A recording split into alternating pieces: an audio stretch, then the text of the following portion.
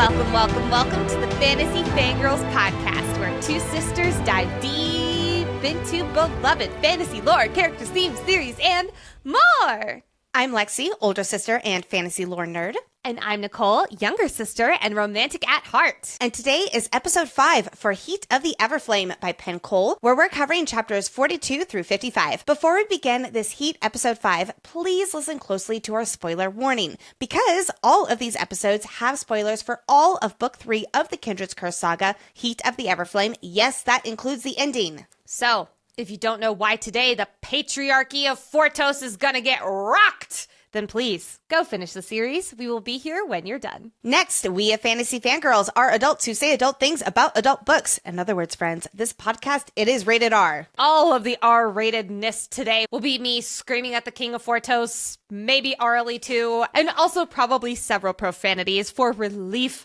for my boy Luther. So please be mindful of those little listening ears. Additionally, we are so excited to see you at upcoming live events. We're interviewing Rebecca Ross, author of Divine Rivals and Wild Reference, on September 5th in Denver, Colorado. We will also be back at the Dragon Gauntlet in Boyne City, Michigan, September 12th through 13th. Then Romantasy BookCon in Orlando, Florida, October 23rd through 25th, where we're interviewing Rebecca Yaros again at Disney World. And on March 6th through 8th in Dallas, Texas, we'll be podcast partners at Dreamers and Readers Festival. Check out our website or the links below for more information to all of these events, plus discount codes for some of them as well. Last thing before we jump into this Heat of the Everflame episode 5. If you love Fantasy Fangirls and want more events, more content, more community, and so much more, please check out Fantasy Fan Club.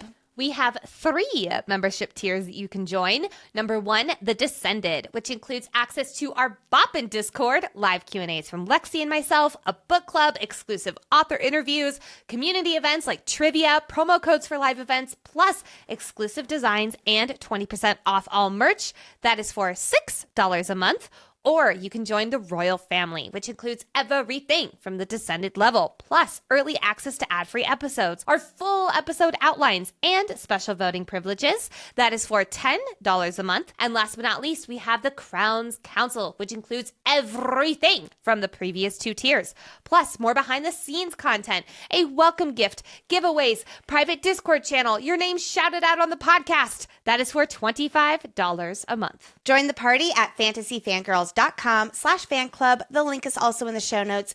And as always, thank you so much for supporting us as we've turned this podcast into our dream come true. It's all because of you. And now it is time to heal my boy, Luther. Finally!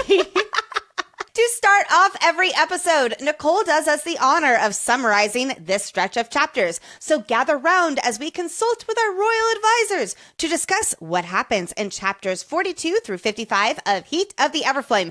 Good luck today, Nicole! Chapter 42. Hours later, the crew has finally made it back to Lumnos. And just in time, because things aren't looking so good for Luther. Moira arrives and she's frantic. Damn, where are you hurt? Oh wait, no, Alix just lied. But sadly, there's nothing she can do for Luther either. Suddenly, the door bursts open and Remus, Ivana, and Lily and Teller enter the room. Insert drama stage left. After being convinced not to kick Remus and Ivana's butts to the curb, Diya and Co sit back and wait for a miracle. Chapter 43. To keep herself busy, Diya looks through her mother's notes, only to end up with all the questions and no answers. Well, maybe a talk with her brother will provide some comfort. Well, that didn't help either. Since Diya spills some beans, or all of the beans, like pretty much everything she hasn't told her little brother, Beans, he is not too happy at his sister for keeping literally everything from him. Taking a moment to herself, Diya heads to Luther's room only to be stopped by Aean in the hallway. Not wanting to deal with his bullshit forever, she gives him a choice, a chance to change and do the right thing for once. Really like for thrice, because she's given him a lot of chances. Chapter 44. Inside Luther's chambers, Diya lets out all of her frustrations, shouting at the chunk of marble, aka the Lumnos shrine. Desperate to cure her love, Diya takes out a blade and offers up a blood oath. Just tell me what you want, what you really, really want, Lumnos. And Lumnos' tits. The bust starts crying blood tears. But there's no time to think about what the fuck that just was, because Lily knocks on the door. There's something wrong with Luther. No. Just when Diya is about to give up and give Luther a sleeping draft to end his suffering, the conference room gods speak up. Grabbing a Miro's compass, Diya follows the arrow to the totally correct direction and grabs a cure-all potion from Arboros. It totally was not the blood seeping out of her cut or anything like that. Dumping the vial into his mouth and dripping blood onto his skin, Diya and Co. sit back yet again and wait for a miracle. Chapter 45. Let Diya keep sleeping. But wait, was that Luther's voice? He's alive! And his godstone veins are shrinking. Huzzah! Huzzah! Huzzah! Luther lives! And Nicole is just as happy as Diya. Hours of laughter and joy spent among the family is wonderful. But after all that talking, Luther's feeling quite tired. Tired of not being alone with Diya, that is. Alone at last, Luther tells Diya those 3 special words, and I swoon. So it's time for these two to finally bang. Right? Wrong. Too bad Luther's too busy healing. Can't these two just stop trying to die for one moment and fornicate, please?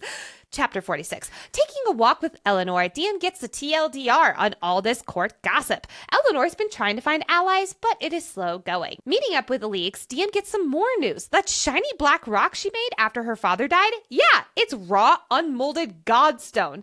Walking up to the armory to check on this new stash of godstone, Diya and Alix are denied entry by orders of the Regent. Well, fine. It's time to confront that limp dick anyway. Chapter 47. Marching into the room where Remus is having a meeting with the Hanovers, Diya is greeted by quite the interesting sight. Remus is playing Crown. Martha is about ready to drop to her knees for Remus, and Ileana is having fun pretending that Luther is in love with her. Apparently, the Delulu runs deep through everyone in this room. Before she can start a new war with the Hanovers, Remus talks alone with the Queen. Why doesn't she let him keep playing king and keep the other 20 houses in line and keep a war from breaking out? Diya agrees on 2 conditions. Number 1, Alix becomes High General, and he cannot enforce the progeny laws. Well, good luck holding the 20 houses back without your magic, Remus. Chapter 48. Back in Diya's bedroom, Luther is trying to fight his way to Remus to kick his ass for trying to steal Diya's crown.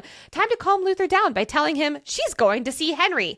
Alone, in Mortal City, with no guards. Walking up to Henri's place, Diya hears the sound of feminine giggles. Henri, is that you? It's Lana! After telling Lana, don't worry, she's not gunning for Henri anymore, Diya and Henri finally have at it. And buckle up, buttercups, because we're about to have the Henri Hat to end all Henri Hats. After leaving Henri's place, Diya bumps into the Fortos commander and soldiers galore. No better time than to give an impassioned speech about how she cares for the mortals. Chapter 49. Knocking on Teller's door, it's time for Diya to show her little brother her last secret. Starting with a little flame, and then some wind, and then some water, and some ice. Teller is shooketh. Diya has been collecting magical powers like Pokemon. Before the Bellator siblings can start putting all the pieces together, a sudden pain strikes Diya. It's not her, it's Sarai! Rushing through the halls, Diya is cut off from her destination by a group of guards with godstone weapons. As the guards attack Luther, Diya lets out a scream. No! Unleashing her magic, and poof, just like that, the godstone weapons are gone. Well, no time to ponder that anomaly. Fighting their way to Sarai and knocking out Alix in the process, Diya and Luther mount the Gryvern, flying off to do the impossible. Make Orally see reason. Free Orally from prison. Chapter 50. After arriving in Fortos, Diya demands to see the king. Subtle Diya. Although it doesn't work, what does? Attacking males' egos. Like magic, the king of Fortos appears with a bad attitude that Diya can't help but fuel.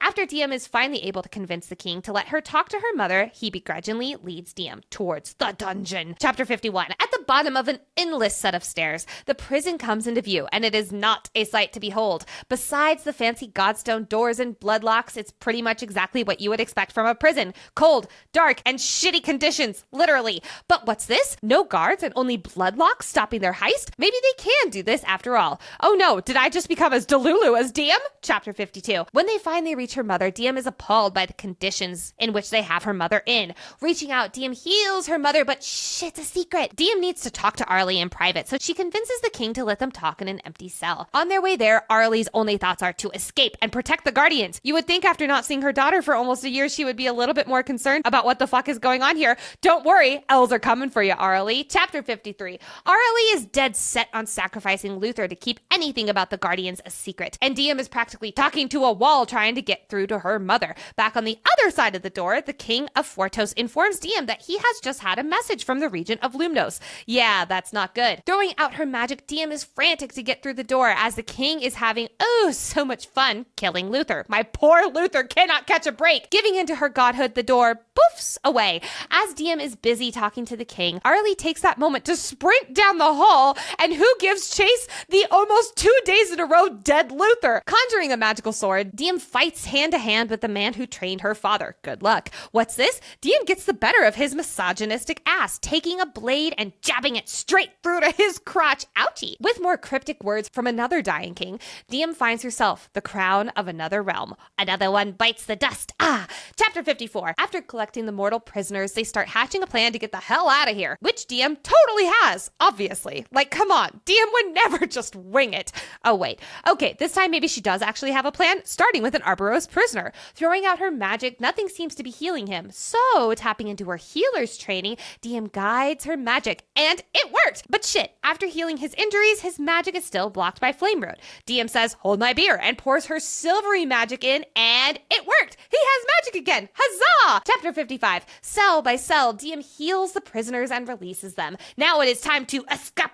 Popping out her makeshift hole like a prairie dog, Diem sees that they're not going to get out of this easy. There's thousands of soldiers waiting for her. Poking at the male's egos, Diem plays the role of distraction while Luther, Orly, and the rest of the prisoners make a run for it. Convenient since Diem is running low on magic, and these descended can refill her. But looks like the Walnuts for Brains is smarter than that. He calls off the descended fighters and sends in the Mortal Battalion instead. Oh, Diem's weakness. Using Plan C, there was no Plan C, there was no Plan A. Diem whips out the Fortos Lumnos Montios crown in an attempt to command the army, but they aren't having it because Father Fortos would never pick a woman. Clutch pearls now. Tired of this guy's bullshit, Diem reaches through to his mind and commands him to end himself before Luther swoops down on Sarai and plucks Diem out of the fray. To Lumnos, we fly! It is time to reach for our forging magic and unravel key insights, character analysis, lore, foreshadowing theories, and so much more. It's been a minute since we've been in Lumnos, but now we're back, baby! If only it was under better circumstances. After hours-long flight on Sarai's back, our crew finally makes it back to Lumnos from Umbros across the Sacred Sea. And they're cutting it close on timing because while everyone is exhausted, Luther's getting worse from his Godstone wound by the second. By the time they touch down outside Diem's suite in the Lumnos Palace, Luther's pulse is weak and slow. He's completely unconscious and unresponsive. He's also got the black Godstone veins enclosing around his heart. His heart itself is still strong and alive, but it is caged by darkness and it's suffocating. And important to note, the skin over his heart remains the only untouched part from the spidery veins covering his body. Right now, nothing short of a miracle will save him. And to top it off, more Amarian soldiers than ever are patrolling the streets in Lumnos and at the palace, which you can bet we'll elaborate on later. Diem the healer recognizes the odds are very grim. Like she thought back in Umbros, if Luther was just another patient of hers, she would have a very different perspective here, a much more realistic perspective. But Luther is the love of her life. She cannot fathom life without him. So even against her better judgment, she is holding out hope that he will survive this, even if that means lying to his loved ones like Lily that he's going to be fine. Because considering anything else is accepting defeat, and Diem literally cannot do that, despite Taryn's warnings that she does need to be realistic, as Diem gets Lily's hopes up that she'll be able to save her brother. Everyone else, and yes, Diem too deep down, recognizes and understands this is a lost cause. But they will follow Diem's lead. If this is what she needs to do to cope right now, then they will do what she orders in helping Luther. Luckily, we have some hope. When they arrived at the palace, Diem had Elise go get Moira and literally every tincture, serum, etc. that her mentor healer had to come cure Luther. My heart hurts for Diem with the way her hands were shaking so much as she wrote down all the medicines for Moira to bring, and Elise just naturally understanding what Diem means in her frantic state. Moira is not Diem's final hope, but I'll call it her final concrete hope, if you will. Diem has known Moira for years and years, but to have Moira walk in the room and pause, albeit momentarily, with a slight downward tick of her lips, it's all the information Diem needed. Moira tries her best, but the hopes are too low for an outcome where Luther lives. Meanwhile, Diem is reflecting on how she was able to heal Terran from his Godstone wounds with the poultice and Igneos. Maybe there was healing qualities in the spring they used from Mortal City? Honestly, fair question. Something from that particular poultice seemed to have some kind of special healing powers. Little do our characters know, it was Diem's blood that was accidentally mixed into the poultice. Though in this moment, Alix and Terran basically have to stop Diem from flying back to Igneos, because after all, she is needed here by Luther's side, and for his sake, she should not go risk her life because that's the last thing he would want. And something in her gut does tell her she needs to stay here too. But these low odds doesn't stop Moira from trying everything. She sees how much Luther means to Diem. Remember the last time she saw Diem and Luther together? It was at the challenging, where Luther challenged her. So this is quite a jump to see the love that Diem now has for her prince in her eyes. Well, she also would have seen them kiss, both before the challenging and after the challenging. So I'm sure Moira might not know what the heck went down with the challenging, but she's a smart cookie. She's figured out, I think. Definitely. As Moira continues her healing work on Luther, to unfortunately no avail, we've already got Terran, Alix, Teller, Lily, and Eleanor there, in addition, of course, to Diem. Luther's inner circle there to support Diem and be near Luther in this very tragic situation. But then we get another guest in Diem's suite where Luther lays, his father Remus, and Remus's wife Ivana, who has always openly hated Luther. Because, as it turns out, when Lily and Teller briefly left, Remus saw them coming back and followed them.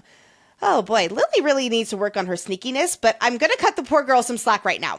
And Remus is haunted by the scene he just walked into. His only son has been badly wounded by Godstone, and it's clear that he is going to die. However, this is Diem's first time coming face to face with Remus since she learned about how he is the cause for Luther's scar. And understandably, Diem is extremely pissed at him and basically tells him to fuck off. But Remus insists on staying. He and his son may have their differences, to put it mildly, but Luther is still his son and he cares for his family. So I'm curious, do you think one of the reasons that he wants to stay in the room is so that he can see where the chips fall? Like, yes, he is a father, not a very good one, if I'm going to be totally honest. However, I also wonder if it's partly political, like so he can know where he needs to spin the story for political power moves. I think that's definitely part of it, but I'm going to reluctantly give Remus the benefit of the doubt here. He thought his firstborn was going to be the most powerful Lumnos descendant and heir to the crown. And here he is dying. This father and son might not have gotten along, and they do have quite the history, but family is still very important in Remus's eyes. Not in the unconditional, supportive kind of way we and the mortals of Luminos think of family, but there is that responsibility and care for his family where there is this other kind of, I don't even want to call it love, but a connection with them, right? Especially his firstborn, the most powerful Luminos. I really don't think he wants his son to die, as a father and as the head of the house. And as much as Remus is going to suck for the rest of this episode, I do believe this is planting the seeds of some kind of redemption arc for him. He's definitely not a good guy in this story, but he's also not evil like his brother Gareth. Remus may be self-serving and takes being the head of the house and regent seriously, but he is still here by his son's side because he wants to be, I think. After some time, Moira begins to pack up. She has tried everything, but Luther's body is just not responding. So there's one more mixture she can give Diem. A gold and glassy vial slips into Diem's hand, and she notices it immediately as a sleeping draft. When given in access to a patient, it would soothe them into a painless death. Remember, Godstone is excruciating. This isn't Moira saying it's time to give up, dear. It's almost like it's her saying, when you're ready to let him go, this will help ease him. As day passes into night, Diem keeps herself busy by Luther's side as she alternates between checking Luther's wounds and reading her mother's notes that Moira brought. Remember that Orly had notes on the Descended for her healer work that Diem was never allowed to read before her mother disappeared. Unfortunately, though, it only takes 10 minutes to read everything Orly had on Godstone, and even less time to realize it's nothing Diem doesn't already know. Kriel. Desperate to find something, anything, Diem persists, flipping page after page after page, hoping that somewhere in her mother's notes there will be an answer that she, again, so desperately needs. Diem refuses to believe there is no cure, no hint of a possible solution, and this is one of the last places she knows to look in hopes of discovering some kind of new information. But instead of finding answers to the Godstone, Diem finds an offhand comment scrawled and circled in the margins beside a section on possible Godstone remedies. So this is the handwritten note that her mother put in the margin. Quote, Diem dash Kriel, Godstone equals death, life equals question mark. Okay, so do you think that somehow Orally knew about the whole pregnant mothers going to the Isle of Kriel for the sacred power of life, and here it says life equals like, I feel like this is all so connected. I absolutely agree. I think that Diem equals Kriel is obviously about her being born on Kriel. Godstone equals death feels almost too obvious. We can't forget that Orally does think that she killed Diem's father with a Godstone blade. So maybe she's playing with the idea that Diem does equal life. Like Orally's subconscious knows it, but she has conditioned herself so much to believe her daughter is normal that she can't quite make the connection herself that Diem equals life. That's why there's like that question mark there. But it's like she kind of knows, but she's just not quite there yet. In hindsight, we know that Diem's blood is the cure to Godstone, which makes me wonder, is her blood the cure because she is a direct descendant of Omnos, or because she has special powers of life from being born on the Everflame's soil? We know her father is also immune to the Godstone fatal wounds, like Diem is. You know, she was cut with the Godstone blade already during the challenging by Ron. But maybe he doesn't have the same healing ability with his blood. I do think he does, because that would be really weird if he also can be cured by Godstone and all of that. But what do you think? Oh, well, no, because I think that the kindred aspect is the Godstone doesn't kill them, because it's like they're almost gods as well. Yes. But I do think that her being able to heal with her blood, I think that's just a Diem thing. I think that's a sacred power of life on Kriel. I do not think Ophiuchi has that. I love that. I love that. So I'm going to expand on that too, because later on, when Diem learns how to tap into her silver light magic, that is the balance, I keep thinking about this cryptic note. Is Diem the balance of life and death? She can both create and destroy Godstone. Oh my God, we're going to talk about this so much more in this episode. Literally, like, I have never wanted to get through a Luther stretch more quickly, because everything that happens in Fortos, my jaw was on the floor. So, okay, anyway, Diem rushes to Luther's room under the guise of needing to get some things. But Diem really needs a moment to herself, away from the prying eyes. In her feeling helplessness, her godhood starts to thrash. Her skin begins to illuminate with that infamous silvery light. Now, question, do you think this is partly because her extra magic, her extra special magic, it's almost like it's trying to send her a clue? It's like, use me, use me. I hadn't thought about it that way. I've always read it as reactionary to Diem's emotional anguish. Yeah. She doesn't know how to control her magic, and her godhood is getting more worked up off of her distress. That's how I read it. Given how often that happens in other sections of the book, I'm going to lean towards you're correct here. I just thought that would be a fun little extra, like, nudge, nudge, wink, wink. Diem can also feel that there's some type of clue that is glaring at her in plain sight. So I think a bit of her being nudged to go to Luther's room is also like she wants to feel closer to him, to this man who is larger than life and wise. Maybe by feeling closer to him, she'll get that nudge on which direction to go. He does have this inherent compass-like. I mean, like, for instance, when Diem and Taryn were talking and he was like, oh, you sound like Luther. And she's like, that probably means I'm right. Like, he feels like this very wise being. So by her going to his room, it's almost like, guide me, sweet sir, please. I think it has a lot to do with it also being like her comfort zone. And she is so distressed, and she is just clinging to anything and everything, kind of subconsciously, like you're saying here. And she goes to his room because, yes, she is drawn to that, and she needs to be in a safe space for herself, too. Absolutely. And it's Luther. Diem barely makes it into the parlor outside of the room before her knees give out and she's attempting to muffle her sobs. She's not just crying for what she's losing with Luther. She's also crying because of the conversation that she had with Lily, who shared how incredibly happy Luther was after him and Diem got together. A happiness that the gods could not let him have for more than a flippant day. Because remember, she went to her coronation the next day after the challenging, aka the day after they got together, and she's been on the road with him with a Godstone wound wound basically ever since. She's heartbroken for this man who gave everything to everyone else, but something as simple as true happiness was ripped away from him with less than 24 hours for him to really feel it. So in his room, she's able to feel this larger-than-life presence once again. Glancing at the bust of Lumnos, Diya notes the pile of dried flowers, the glossy stones, and blown-out candles before glaring at the statue. One more show-don't-tell way of illustrating Luther's devotion to Blessed Mother Lumnos. But then we have Diya, who hates the calm serenity sculpted on Lumnos' face as the world she left behind suffers for her mistakes.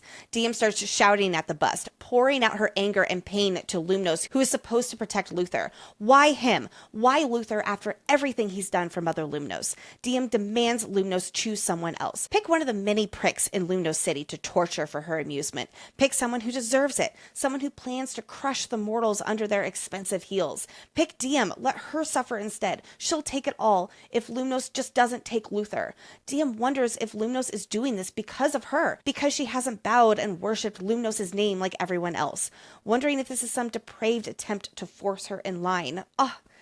Diya, I just need to hug you right now, girl. Falling to her knees, Diya opens her palms, letting her magic tumble out unrestrained, light and shadows swirling in a twinkling fog and spread across the floor and creeping up the walls until only the bust of Lumnos and Diya are both floating alone in an infinite expanse.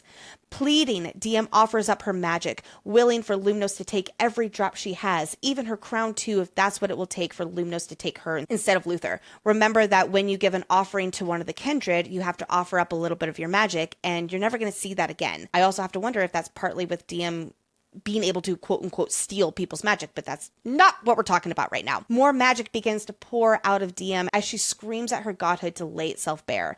Magic from all the realms start coming out. A circle of crackling fire, snowflakes fluttering in a gust of wind, flowering vines that push through the cracks in the stone walls, even sounds from woodland creatures outside. Diya admits that if this was all to break her, Lumnos has succeeded. Diya will submit, she'll be loyal, she'll do whatever Lumnos asks as long as she doesn't take Luther away from Diya. By this point, Diya has nothing left to lose. She feels as if her soul is being ripped in two. I'd say this is foreshadowing for mates, but when your partner is on the brink of death and you feel so helpless, it does tear your soul apart. Pulling out a blade, Diya slashes across her hand, cutting deep enough to scratch against bone. Note how deep this cut is, because that will take longer to heal, and that is very important. As the blood gushes out, Diya offers up her bleeding palm, proposing a bonded bargain with Mother Lumnos herself. Quote, his life in exchange for whatever you want. My life, my soul. I'll fight this war in your name. I'll die for it if you wish. I'll pay any price you ask. You hear me? Any price. So quick pause, because I have to wonder if Diya does make a bonded bargain with Lumnos in this moment, especially with Diya saying how she will die for it if Lumnos wishes. I don't think Lumnos wishes for this, though. And the pay the price language is eerily similar to what Yourcell warned her about in Umbros. So I don't know, just pointing this out and keeping a close eye on this as we continue. Sort of separate from the bonded bargain, there is the gift that Lumnos told her to give her faithful heir, and we've speculated if it's Diya's blood. And when the end is near, it's not the war, but actually Luther's life. More on this later in the episode. Giving into her tears, Diya collapses forward, knowing her prayers will go unanswered. But an unexplainable instinct lures her gaze back up. Divine intervention? Is that you? Streaming down the smooth marble of the bust, beginning at the eyes and rolling down Lumnos' cheeks, are tears of blood. Walking closer to examine it, Diya reaches out and brushes a finger across the blood tears, which makes the blood trickle down her hand and mix with her own blood. Bonded bargain. Like that, Yes. that right there is bonded bargain. Now, if you were like me, you were also curious about the symbolism of mysteriously weeping statues. So allow me to share my research. Religion Watch. It's back, baby. Often associated with the Catholic Church, weeping statues are highly coveted for being this supernatural phenomenon. Normally, these weeping statues are of the Virgin Mary. Tears include oil, like olive oil, balsam and other scented liquids, and, like we see here, blood. Typically, when a statue is miraculously weeping, it is associated with miracles and healing. It's a good thing because we need that right about now. I also wonder if, in addition to this absolute religious symbolism, this is Luminos' way of being like, wink, wink, nudge, nudge, DM, blood is the answer here. And like you were saying too, like mixed blood, their blood is mixed. That is a bonded bargain. I am convinced. Yep. I'm absolutely convinced. I am absolutely convinced. So, okay, I have a theory then. I think that when she takes the Rosebane and she goes to talk to Lumnos and there's going to be a lot that happens when she takes this Rosebane if my predictions are correct. So when she takes the Rosebane and goes to talk to Lumnos, Lumnos is going to basically remind her of this bargain. I think that this is going to be one part of that, like you were saying, that sacrifice that Ursula was saying. There is so much DM dying foreshadowing in this episode alone, but I think that this is yet another point towards DM sacrificing herself. Yep. Yep. This possible bonded bargain that we definitely think is a bonded bargain with Mother Luminos has barely been sealed when Lily's voice rings through the corridor. Now, I do want to let our listeners know this next part of the episode may be a little bit sensitive for some listeners as we discuss dying, so please listen to your comfort level for the next few minutes. Throwing open the door, DM finds Lily frantic. She's thinking that maybe Mother Luminos did answer her prayer. Maybe something is finally going right after everything that has gone wrong. But sadly for everyone, that's not the case. Inside DM's bedchamber, Luther's condition has taken the final turn for the worse. He's convulsing and struggling to breathe. It is clear to DM and everyone else in the room that this is the end. No one knows what to do, or honestly, if there is anything else that they can do. The web of poisoned veins has grown up his neck and across his face. Using her Fortos healing magic, DM can sense within Luther that the poison within him is too thick, too smothering that she can barely hear his heartbeat through the Godstone's tightening cage. Even when she throws her godhood at him, she senses nothing now. His godhood doesn't even stir this time. Earlier, when she poured her healing magic into Luther after they just arrived to Lumnos, DM could at least feel his weakened godhood rise to gratefully and desperately meet hers, clinging to it for help. I know I say this every few episodes, but I genuinely appreciate how vividly Penn writes the magic within these characters, so we can get a really good, strong sense of it. Their godhoods are alive within them and have become their own characters, and I really admire how Penn infuses these magical descriptions into the story. It is in this moment of realizing his heart thumps are soft and erratic that DM finally admits defeat. Luther isn't going to die. He is dying right now, which means it is time to eye the sleeping Jaft from Moira so he can at least leave this world peacefully. Deem has been refusing to believe this moment would come, but she also recognizes that all hope is lost now. She tried everything, yet here they still are. So she begins mentally preparing herself for what she knows comes next. She begins saying her goodbyes to her prince, who she loves dearly with all her heart. But as she presses the vial to his lips, what's this? DM hears a jingle of metal behind her, which makes her stop her movement with the sleeping draft. But, there's no one behind her. What in the world could that jingle have been? Divine intervention. That's what. You know that the Kindred are just up in the conference room watching the projection like it's the bomb episode of Grey's Anatomy, and they're stressed out and they're screaming at the TV, just do this. It's fine. I'm not scarred by that episode or anything, but their little metal jingle worked. Da-da, da-da. That's what I keep hearing whenever I hear a metal jingle, because a glimmer of metal catches DM's eyes near Luther's palm. A glimmer she was only able to see because she looked over her shoulder searching for the metal jingle. Prying Luther's fingers open, DM pulls out the Miro's compass and flips it open with a frantic prayer that the magic might just lead her to a last-minute solution. But its quivering red dial only points towards Luther, just like every time she's looked at it since the challenging. But suddenly, the compass shudders with a strange whirring sound. Following the line of the arrow, DM spots Luther, but wait, no, it's not pointing at Luther, it's pointing behind Luther. DM walks over to her desk behind Luther and finds a dark emerald green vial, the Arboros Queen's gift from the Ascension Ball. More on this in a moment. DM asks Remus, does Arboros have a cure for Godstone? To which Remus is like, you're just asking this now? But he does say it's unlikely, as this would give them leverage over the other crowns. I think this is an important statement that will absolutely come back and burn, because DM does have the cure, her blood, and Sophos will take the credit for finding the cure. At the end of the book, Doriel tells the Igneous King that they have a cure for Godstone after the Umbros Queen gets him on it. This is a huge deal that there is now a cure for Godstone, and Sophos thinks that they have it, and I think that this will play a big role in the politics of the next book.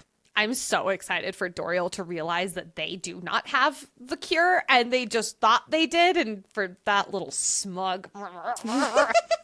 What if, like, they come back to get Diya because they know that Diya is the key to it, because Diya was the one who created the poultice in the first place, and she, like, sneakily put her blood in. I'd be like, let me free, you assholes! Like, I will do it if you let me free! Anyway, Remus is pissed that Diya won't tell him what she's looking at because Diya clenches her fist, which aggravates that bone-deep gash on her palm, sending a fresh wave of blood dripping from her hand. How convenient! Remember again how this was a deep gash, so this wound would not have healed fully yet, and it can still bleed. So snatching the vial off her desk, Diya hears a click as a burst of heat shoots up her arm. And when she looks at the compass, the arrow is missing and the bloody dial, aka the face of the compass, is now aglow with a brilliant light. Looks like she's found what she's looking for. I love that little detail about how heat shoots up her arm. Again, I love the magic in this world. Before we keep going, let's talk about this Arboros vial the compass was pointing toward that must be Diya's heart's desire, which we can conclude this heart's desire has something to do with saving Luther. During her Ascension Ball, Arboros' gift to Diya was an emerald-hued potion they say can cure any illness except for curses sent directly from the gods. Ah, how interesting with that exception. Curses sent directly from the gods. Since Arboros has not claimed to have the cure to Godstone, though they've been researching it with Sophos for centuries, we can assume this means Godstone does indeed fall into this category of the exceptions. It seems to be directly from the kindred, who were the gods, since they were the only ones who could make it. So yes, Godstone would seem to be a curse sent directly from the gods. But right now, I'm with Diya. Try anything and everything to save Luther, especially whatever the compass points to. So Diya uncorks the Arboros potion and has Luther swallow it. But then she's like, I'm unsure if you're supposed to drink that, Luther. So Diya puts the final bit of potion on his skin over his wound. She shakes the vial as hard as she can over that wound, even scraping her fingers inside the glass to press the potion against his skin to ensure she uses every last drop. And what do you know? As she is working to get this last bit of potion on his wound, her blood from her open hand wound splatters on his skin and gets in his wound. In hindsight, we know that it was not the Arboros potion that saved Luther. It was Diya's blood that got on his wound as she was getting those last drops into his injury. But this Arboros potion was her final desperate attempt to save him. And like we've mentioned, there most definitely was divine intervention. As I understand it, the gods above, the kindred, and specifically Lumnos, whose body may be gone but her spirit lives on, directed Diya to do this exact action. Not use the Arboros potion on him because that was the cure, but because the kindred foresaw the outcome. Diya's wound reopening and bleeding on Luther's injury as she used the Arboros potion, which would ultimately save him. An unknown amount of time later, after Diya has closed her eyes and laid her head on his chest to listen to his heart, she slowly falls asleep. But then she slowly wakes up to sobbing around her. Diya knows the end has come. I would have thought the same thing, Diya darling.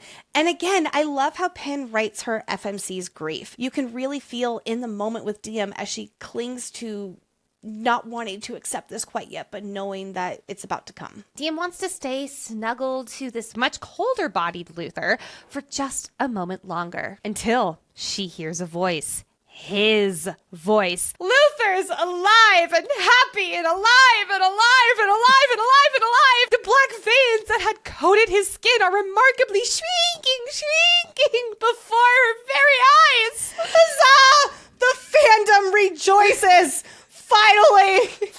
How many pages are we in? Like 500-600 pages? The relief and joy that, if you can't tell, Lexi and I are feeling as well, cannot be understated for Diya. But she has also cured not one, not two, but 3 Godstone wounds in her lifetime. She is going to go down as the best healer in Amarian history. And that's obviously not why she's so happy. She's happy because Luther's alive. This is nothing short of a miracle. And we don't have to tell you, dear listeners, how elated Diya and us are. She said her goodbyes. She tried her absolute hardest to help Luther. And it worked! Unbelievably well. The cage around Luther's heart is gone too, and their godhoods are practically dancing together, and she's using her Fortos magic to soothe him, now with the traces of remaining Godstone shrinking from her magic. Like Luther says, quote, around you, impossible seems merely a suggestion. And his continual reminders as he holds her close, reminding her that he is here and alive. Oh my goodness, my heart. Now, she does have this moment where she's inspecting the cut, and then she inspects her cut, and she feels quote, a faint pressure tingling around her wrist. What does this mean? Think it's the kindred or something within her hinting that this was actually her doing. We know that her blood already cures Godstone wounds, but maybe it's also some kind of reaction to her possible bonded bargain with Mother Lumnos. Maybe. I don't know. As happy as Diem is to heal 3 Godstone wounds, 1 for Luther and 2 from Taryn, she inwardly worries that there is an imbalance she will be called to repay. And she thinks, quote, I'd offered up my soul for his, and I had no regrets. If the gods came calling, I'd be ready to answer. I'm waving my hands in the air saying this is very important. This book has so many mentions of souls, Diem having to pay the price, and how the gods play into it, that I just know this is a big piece of the puzzle. Whether it's because of who Diem already is destined to be, to right an ancient wrong, or she's paving her own path in real time, I'm not sure.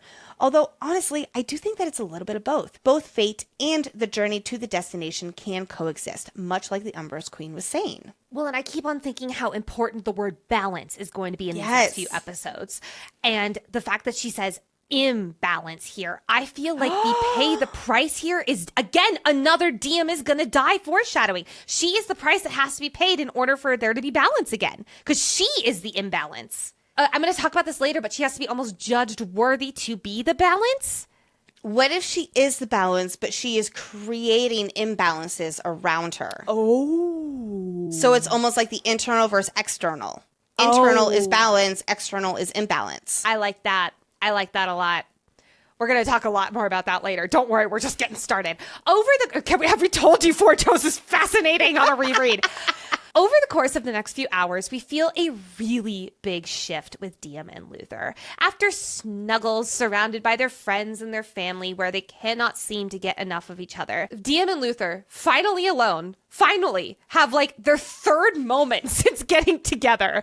First thing I want to highlight here is that Luther does profusely apologize for what happened. How he didn't tell her about his injuries. How he lashed out because of the Godstone temper, even though he doesn't put the excuse on that. And everything else that we have been giving Luther L's about for the last 3 episodes. Oh my God, I'm so happy. Thank you, Luther, my boy. You are forgiven, Luther. Thank goodness. We have our boy back. I mean, sorry, Nicole, your boy. I know he's yours. He's my boy. No, it's okay. We're deep diving him. We can share him in these moments. I am just so happy. Diem forgives you, Luther, so long as you promise to never almost die on her again. Honestly, that seems like a fair trade-off. Secondly, these two finally get to tell each other, I love you. Oh, my heart. I love that Luther stands up the moment everyone leaves so that he can tell her. He's like, I cannot wait a moment longer. My flippin' heart. Honestly, this just whole scene between Luther and Diem and finally getting to profess their love for each other, getting to just be all playful and kiss and just explore each other, and then Diem putting on the lingerie and making Luther really regret all of his decisions. It's just one of my favorite moments in the entire series. But a thirdly, and in my opinion, I guess the most importantly thing happens in this scene. After 4 episodes, and honestly 2 books, of trying to constantly sacrifice themselves for the other person to keep the other person safe, to the point where we literally had a count going of tallying how many times they did this, Luther admits, note that it's not both of them, it's Luther admitting that while yes, he does want to keep her safe, he knows that, quote, a phoenix isn't meant to be caged, it's meant to fly. From now on, he promises he won't try to keep her from danger. All that he asks is that she doesn't go into it alone, and that he is right there by her side. If you have been listening to Fantasy Fangirls for a while, you know one of my favorite things is when a book partner stands not in front of the other, but to the side. They stand as a partner. They stand as a confidant. They say, I am facing whatever you are fighting with you together. This is something these two have been clashing heads about for so long.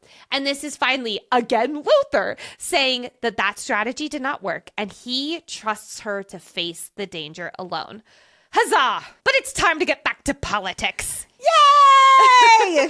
It's been roughly 22-ish days since Diem left for the coronation, and wow, a lot's happened in Lumnos in just shy of a month. Ever since their flight into the city, there has been a noticeable increase of soldiers in the realm, in Mortal City, and in the palace itself. And these aren't just guards that we're used to in Lumnos. The majority of them are Amarian army soldiers, aka sent from Fortos, where the Amarian army is headquartered. How wild for a nation to deploy its own army on its own people. Anyway, why are there so many people here, you ask? Well, there's multiple reasons. One, we know that when power is up in the air, which is how people are viewing it in Lumnos, despite literally Diem having the crown, there's bound to be unrest. So Remus ordered more soldiers into the realm to prevent more unrest and uprising, as we will discuss more in a moment. It does make me giggle just a little bit that the Fortos king describes it as the Amarian soldiers need to come in and babysit Remus. But anyway. But we also have to wonder if Remus has a second motive. He has no power. Diem has a lot of power. If he has a lot more bodies / people / soldiers who are against her, she would have a harder time overthrowing him. Overthrowing being in his eyes, given that he's not the crown in Lumnos. It's fine. He knows that if Diem tries to take the power, the army will invade in full force. The houses will revolt, and a lot of people will die. So, sure, Diem can remove him from power, but at what cost, with everything that he has put in place to support his reign. It's also known now that Orly, who lived in Lumnos, is the Guardian leader. So I think that the soldiers are here to monitor this area where the Guardians are now known to be quite active. I think he's also scared about how the other houses rose up against Diem and thus House Courbois in its own way at the challenging. And again, he is terrified now without his magic. So this extra reinforcement is how he can keep the other houses from punishing the mortals and killing them. Plus, he's shielding himself from the Lumnos-descended enemies that Diem has made. We learned from Eleanor that even with Remus running around, still declaring himself as regent, she has managed to get some headway. It turns out a lot of the younger descended agree that the system is unjust, and they even respect Diem for trying to save Ron's life, for instance, at the challenging. You all, we cannot state enough that this is huge. We have really only known the descended to be ruthless, bloodthirsty, and unjust. Do we remember the challenging? All of the challenging. But if it turns out that for the majority, it's just the older generation of descended, that gives a lot of hope. Remember, last book at the cousins' dinner when Ileana left and suddenly all the cousins were asking Diem about growing up as a mortal. And we talked about how that was really prominent. That gave so much hope. We are seeing that curiosity right now beat out the hate. And here we're seeing that type of behavior and wish for change. Now, the good news is that this means Eleanor is finding allies for Diem. The bad news is that while she's finding allies, it's the older generation who currently holds all the power. We also learned from Eleanor that many of the houses do not blame Diem for what happened at the challenging, despite literally having challenged her. Nope, they blame House Hanover for orchestrating the whole charade. Like we talked about during those episodes, it turns out that Marth Hanover forced them with threats to comply for the challenging. God. How shocking! I do find it very interesting that House Ghislaine is one of the most sympathetic to Diem's cause. And I could see, I don't want to say full circle moment, that's not the right word, but in Burn, how House Ghislaine really does rise to the occasion. They are the lowest house right now. They don't have much to lose, and they're extra pissed off at Hanover for what happened with Ron. They don't blame Diem for that. So I could see them really gravitating toward Diem and her having quite the alliance with House Ghislaine because they are separate from him. I could not agree more. Yes, yes, yes. Now, I know that we of FFG have been quite hard on Eleanor. Only one episode. Why does it feel like so much more? Oh, because I had the whole runnings joke about Eleanor is evil, which I'm still not opposed to. But anyway, 3 cheers for Eleanor and how she's been planting the seed of change while Diem is gone. Woohoo! This is a regent! Who's ready to talk about Aean again? First, let's rewind to earlier when Luther was on his deathbed and Diem ran toward his room to escape everyone and have that moment of grief and solitude. Because she ran into Aean and had quite the interesting conversation we did not touch on earlier. And by interesting, I also mean heated conversation. Because Diem brought up the last time they talked and she almost took his arm off when he touched her at the house receptions. Not to mention he threatened to send all her allies away now that he has Luther's titles. Aean swore he was just trying to warn her, and he even admitted insisted that sending Alix away would have been a mistake. But he held firm that Diya would be better off without Taryn and that she should ally with Aean instead. So therefore, she should tell him her plans. Didn't help either that he referred to Luther in the past tense. In her frantic grief, Diya did in fact tell him her plans, including breaking her guardian leader mother out of prison and taking on the crowns and the Amurian army. You know, those plans. But as she began to walk away after telling him he could be a great man if only his loyalty wasn't so one-sided, Aean said something unexpected. He has not been enforcing the progeny laws, insisting on delaying the executions until Diya returns to Lumnos. He said he is not a man who murders innocent children. So what does that mean for the boy that Henri saw him kill? And Aean says it was an accident, after she had to remind him about what she's talking about. The boy was running in the street and Aean did not see him until it was too late, and he never meant for it to happen. Diya pressed him. Why didn't he call for a healer, dismount his horse, do anything to try to save the child? And Aemon's answer? Because of the immense pressure Gareth puts on his children. Aean was brought up to believe that showing weakness is a flaw, and one must always be perfect and to never show weakness. And trying to help that mortal boy would have come off that way. As much as this is absolutely 100% not an excuse for killing an innocent, I do believe Aean here, and I think he shared this truth in a vulnerable moment with Diya. To make up for his shitty choices in the past, in this conversation, Diya gave Aean one final chance to prove that he is not the bad person she has come to believe he is. He does not have to be perfect, just honorable. And then he takes that third, fourth, however many chance and stomps on it, because when it comes to the meeting with Marth, oh god, it comes clean that he shared info with Ileana about Diya and Henri's proposal, aka something that definitely now the Hanavers can use to turn everyone against Diya. And just to add insult to injury, he also then blabbed to Remus and Gareth about Luther and Diya's plan to go to Fortos, which Diya told him when she was in utter distress while Luther was dying. Bro, not cool. Not cool. Oh my god. But the way that he says it when Diya's like, dude, what the fuck? He says, quote, "You had me replaced as High General. Why should I be loyal to you now?"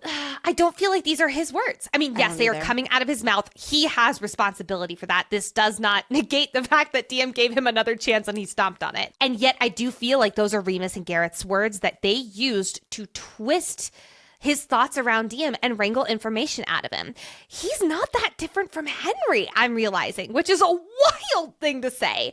So I do feel like Aean wants to be good. When he talks to someone like Diya, who is brave and stands up for what's right, it's like it gives him hope for what he can be for himself. Even in the Hanaver meeting, he alone stood up when Diya entered. That is a sign that he does recognize her as his ruler. But the moment he's back with Gareth or with the Hanavers, he's that scared child again who just wants to be accepted by his father. And that means telling his father and Remus information or being on the Hanaver's good side. I think it's Luther who says to him, Diya is the only one who has seen good in Aean, and this is how he repays her. Yeah. It's a head scratcher, that's for sure.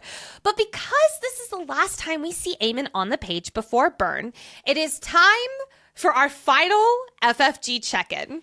Most notably, where do you think Aemon's arc is going to go? So Lexi, do you think he's going to have a redemption arc? Final answer. Yes, I do. Okay.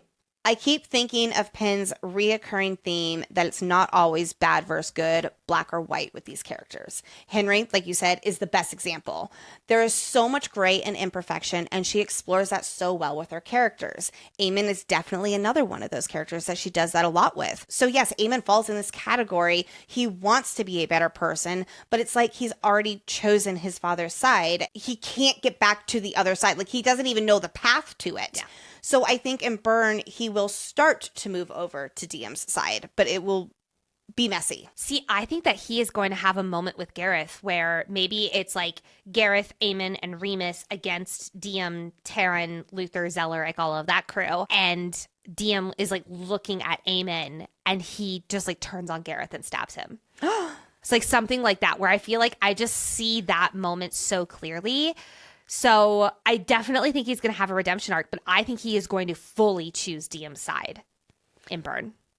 Okay, so I like that. I think, yes, he will play a big role in the Lumnos side of things with helping the younger generation rise to power. He has a lot of clout. He might not be magically powerful, but he is politically powerful. And I think that he will really be an asset to DM, even maybe when she doesn't even think that he's on her side, right? He does still have his own prejudices, though. So I have a hard time believing it's going to be a clean break from the side that he is currently on. And I think it's going to be a little bit closer to the 11th hour. I'll say anywhere between the 9th to 11th hour, like in that last third. The 10th hour, maybe? Like maybe the 10th hour. Okay, so then, wait, I don't think I heard this from you. Do you think that he's going to kill Garrett? I don't. Agree to disagree. I think we agree to bet is what we're doing. Oh, okay. Because I could see him not stopping his father's death, but I don't think he will be the one to kill his father. I am so excited for this bet. Absolutely. Here we are. I bet you that Aean is going to be part of Garrett's death. And I mean like directly. So when I say directly, I mean it could be him and Taryn, or it can be him and Zeleric. But it is Aean partly, but not like him passively. Okay, I think that it will be him not stopping it. So more like passively accepting his father's death and like letting it happen. Like in that case, it would be like, this is not what I actually think is going to happen, but like him stepping aside, or his father telling him to kill them as he's getting attacked. And he's like, no. Okay. Something like that. Yeah. I see that as well, but I'm going to hold true because we're finally going to make a bet and stick to it and not have one of us go to the other side. Okay. All right. First bet of Burn. Wow. Here we are. Right. I will say this. After DM's showdown with Gareth here after the Hanovera meeting and how unmovable he is in his ways, I definitely don't think Gareth is making it out of the series alive. Whoever kills him. Fuck no. Currently in Lumnos, it is well known that DM is not the one calling the shots. Remus, as the reigning regent, is holding all the power. Between holding meetings with the other houses to try to ease tensions following the challenging, to locking DM out of the armory, DM's in quite the pickle. Remus believes that he is doing what's best for the realm, and what's best for the realm includes not involving DM and those closest to her, including his son Luther. The king of Fortos has declared that DM is not actually queen because she was not properly coronated, which we will get to more in a minute. So here Remus is trying to keep the peace within their realm, since he's under the impression that keeping an uncoronated crown, DM, from ruling is actually keeping the realm from storming the castle, if you will. Remus knows that the other houses will only follow DM after her coronation is complete. Now, I will also say this, he is certainly peddling this narrative as well and holding on to it for dear life because that is his claim to power. It does not matter to the people of Lumnos that DM won the challenging. If the coronation is not complete, then she's not queen yet. And like I mentioned, you can bet your booty that Remus is taking full advantage of this to hold on to his power. We all know how power hungry he is, so of course he's going to emphasize this technicality that she is not coronated. DM is not the crown yet. He still is, and he is determined to keep it that way. He says it's for the good of the realm because he thinks DM is a walking disaster, but we have spent all of Glow analyzing Remus and know his selfish motives. He is also like, this is only temporary, and Luther is going to be like, you flippin' gave up your power for this guy. He's not going to give this back to you. Burn the Everflame, baby. It's going to be so delicious with the politics. Not to mention, DM's mother is the leader of the Guardians, and DM was taken by the Guardians. The other houses do not trust DM, plain and simple, no matter how much power she exuded at the challenging. So from Remus's perspective, he is preventing a civil war from breaking out. The 20 houses all have demands after the attack on Kirill, including the Hanovers, who want to burn Mortal City to the ground with everyone in it, and Remus is the one who stopped it. Those extra soldiers DM saw when they were flying over Lumnos were brought in by Remus to keep the peace, according to him here. Because, believe it or not, Remus says that he does not want to see any mortals slaughtered. And his actions are saying that, again, they're not burning Mortal City down, so we are going to take that as the unfortunate win that is. Granted, yes, this is because he does not want to cook his own food or, wash the floors. But Remus does understand that without the mortals, Lumnos will struggle to function. So that is what he is holding on to here. He sees the mortals as necessary, maybe not as human beings who deserve equality, but at least better than nothing, right? According to Remus, until things calm down, him ruling is for the best. If Diem isn't in power, the crowns and the 20 houses may stay their hand, and with the war looming, the realm needs a strong leader, which Remus has convinced everyone is himself, which is ironic since he does not have any powers, but with his strong connections and this hush-hush secret of him not having magic, I can see how the other houses can be persuaded into falling in line under him, especially if the alternative is Diem, who might be powerful, but she is an uncoordinated rogue crown who is a guardian sympathizer. A big theme in this stretch of books is the old generation gripping onto power in whatever means necessary. The king of Fortos, who is pissed at Diem for believing that she has something to do with the attack on Creel, he has blabbed to literally everyone he can that Diem is not actually coronated. Therefore, they have a golden ticket to not follow her and not be punished for it. She is unpredictable, uncontrollable, and because of that, Remus, Gareth, and many others in the realm of Lumnos, plus the king of Fortos, they don't want others following her. So this is an easy way for them to diminish her power, her word, and her command. Also, the people she wants to help, why not turn them against her too? By putting more and more soldiers into Mortal City, this reflects poorly on the queen. She also hasn't been around for them since the challenging. They don't know that she's been traipsing across half the realm because she was captured. They just see it as her abandoning them. What is so infuriating about this, other than the fact that they're trying to silence her and keep her from power, is that in other realms, this shit doesn't matter. Lumnos is the only realm with a period of challenging. In the 8 other realms, the crown rules immediately after receiving it from their successor. There is no 30 days where the regent rules and shuts down the crown. Diem has had the literal crown on her head for almost 2 months now. She has a Gryvern. She has access to the foraging magic. She is queen. But the people in power see this as an opportunity for them to stay in power, and they're going to take it. But even still, Diem is not going to take this sitting down. This is one of the reasons I love her so much.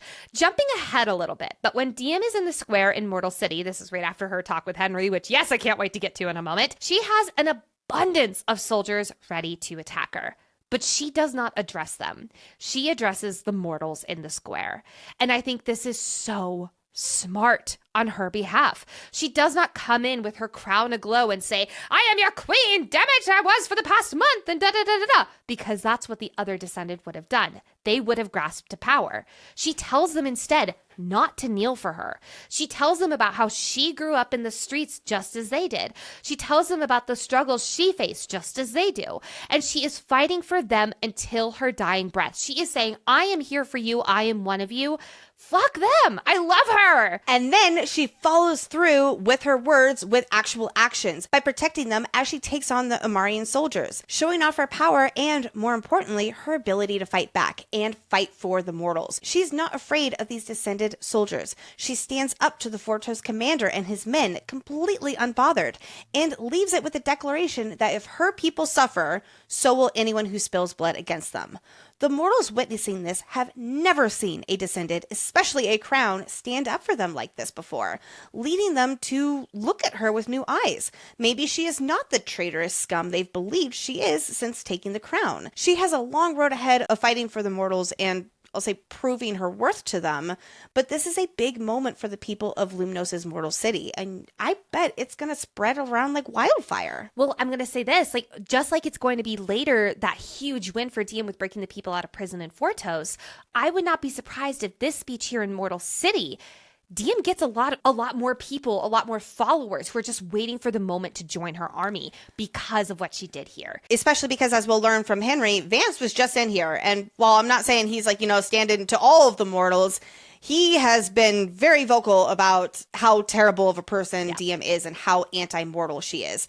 And so between him and her seeming to have abandoned the mortals here, I can understand where they're like, but she's not one of us. And here she is being like, yes, I am. And here I'm going to prove it to you. I might not be one of you as a mortal, but I share your values and I will fight for you. Yes. Diem has 2 conditions for Remus if she agrees to let him temporarily stay in power. Number 1, Alix is the new High General instead of Aean or Luther. And number 2, suspend the progeny laws and make no move against the mortals. When it comes to Alix, this position for her makes absolute sense like we've talked about in previous episodes. Diem knows that Alix will serve the realm first and foremost, even when it puts her in a compromising position. Like, she will hate having to chain up Sarai, and she does not condone Sarai getting hurt, though, let's be very clear on that. But Alix does know that she will have to take orders from Remus for the sake of the realm at this time. And at the same time, Alix's higher orders are from her queen: protect the mortals and the realm at all costs. Diem trusts her to have to make those tough calls and always hold the people's best interest at heart. If you thought Remus or Aemon were going to be the most difficult men we talked about this episode, well, that would be incorrect, because it's time to go see Henri. The last time Diem saw Henri was, get this, him running away from her at the docks in Glow. Yes, he was on Kirill for the attack, but she did not see him, and as far as we know, he did not see her. So it's been around a month and a half since she saw her best friend last. Diem knows that once they break her mother out of the Fortos prison, all hell is going to break loose for the Guardians. Understandably so. They are going to see this as like a new declaration of warfare. The Amarian army is going to hit 10 times as hard, so on and so forth. And Diem feels like she owes it to Henri to warn him before this, big act of warfare happens. Not that he gave her that courtesy with the Kirill attack, or, letting her know that she was going to be captured. But whatever, be the bigger person, Diem.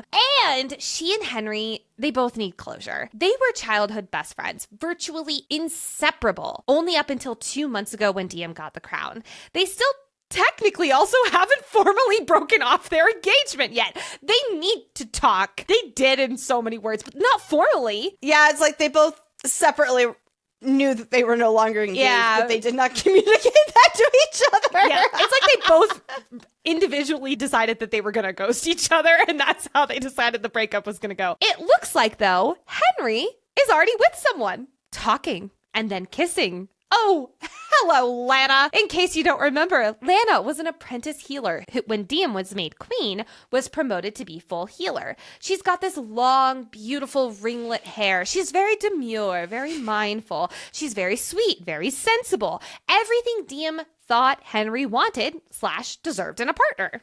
And everything Diem is not. But despite this very well-matched pair, Diem is pissed. I'd be pissed. It's more of the principle of the matter. Yeah, it's a relieved piss. Yeah, she's very relieved. Like, I really do love her reaction of realizing Henri is with Lana, and she just bursts out laughing from relief. Like, this would have been my reaction too. Like, laughing while simultaneously being like, what the fuck is going on here? Not out of jealousy, but just like the whole situation. Because as it becomes more and more relevant, Lana and Henri were not just started last week new. When Diem asks if this thing between them started before or after the challenging, Henri doesn't answer. So that's a yes, they started before the challenging. He says that Diem was never around. She was pushing him away and avoiding him. And he took that to mean that she didn't want to marry him. I mean, he's not wrong, but there's a big but there. Now, before you're like, well, Diem and Luther started before the challenging and da-da-da-da-da. Yes. And while Kind of. Started at the challenging. They started at the officially. challenging. But I will say she definitely emotionally cheated on Henri prior to the challenging. 100%, yes. Before she was a crown, yes. Yes.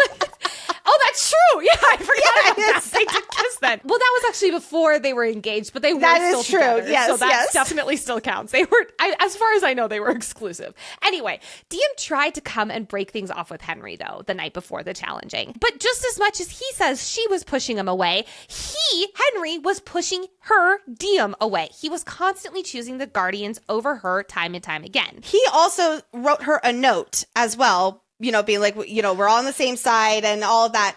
He was with Lana by that point. And I'm not saying he should have included that in a note, but yeah. How dare you bring up the note right now? I was trying to make it through this without absolutely obliterating Henri, but yeah, there was a fucking note as well. But I will say, neither is faultless in this situation. Yes. As much as I hate to say that, neither is faultless. But to say that he started up with Lana only because Diem was pushing him away is just fucking not true. How dare he say that that is the reasoning? Anyway, this does leave the question, though. When did they start? We both believe, correct me if I'm wrong, that it was after Diem's father died, since he did still act like they were together at the dock scene. And I genuinely don't think that was him just playing Diem. I agree. I do think that he was starting to have something more emotionally with Lana by that point, just like Diem was with Luther. If we're going to point this out with Henri, we got to point it out with Diem as well. Absolutely. And I do think that after what went down at the docks, that was when he completely emotionally shut the door on Diem, because he was like, oh my gosh, like we're better than we've ever been and blah, blah, blah. So I think that was like his version of his last hope with Diem. And when that imploded with the dock scene, and especially with Vance talking to him in his mind and all of that, where it's like, oh, like she won't even kill the Descended, like to, you know, all that kind of stuff.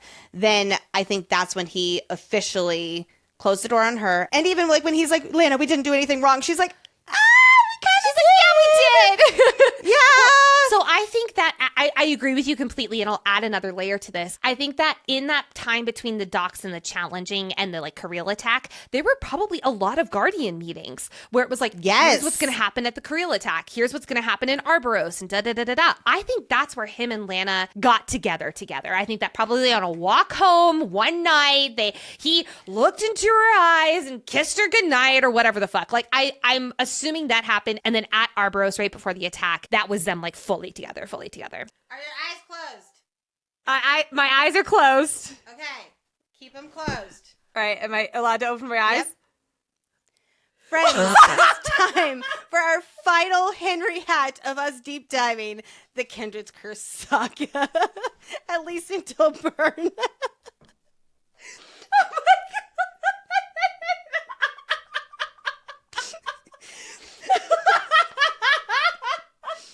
There is a reason I am literally dressed up like a clown right now. And Nicole might be dying down there. My favorite part is that you had no idea how to do a clown makeup or anything, and this is really good. I'm like scared of myself here. I'm a little scared of you right now. Anybody who has a clown phobia, please be mindful if you're watching this on YouTube. All right, Henri Hat. Where do we begin? With Vance back in town, of course he has shared his version of events with Henri, and probably the rest of the Guardians, and further poisoned him against Diem. As far as Henri has been concerned, as soon as Diem got the crown, she left the mortals behind and abandoned them. Meanwhile, the Guardians, as always, are willing to sacrifice everything. Remember how Penn has told us Henri feels so betrayed by Diem because they used to hate the Descended together. And now, what the fuck? She's one of them? She loves being a Descended, and he doesn't even recognize her anymore. The Descended have already taken loved ones from him, and now they're taking Diem too? What would Diem, a powerful crown with all the riches in the world, what would she know about sacrifice? This goes right back to what we discussed throughout Glow with how Henri cannot fathom the struggles Diem the Queen might have, because all he sees is the power of the crown, not the political games or the Descended ways, only strength and power that is unimaginable for a mortal. Now that someone who claims the mortals are her priority, she's not taking swift action, must mean that she doesn't care at all. Henri, as always, looks at this as black and white. If she's not willing to align with the Guardians' violent ways of achieving goals, where they're willing to do anything to achieve their goals, then she's against them. Nuances and morals about innocence, it doesn't matter when it comes to fighting for mortals' rights. And that's, of course, like Henri's perspective here. And so he's coming at this like, of course, we're not friends anymore kind of thing. We do have to remember Vance walked in on Diem and Luther all over each other, and he really rubbed salt in the wound with that.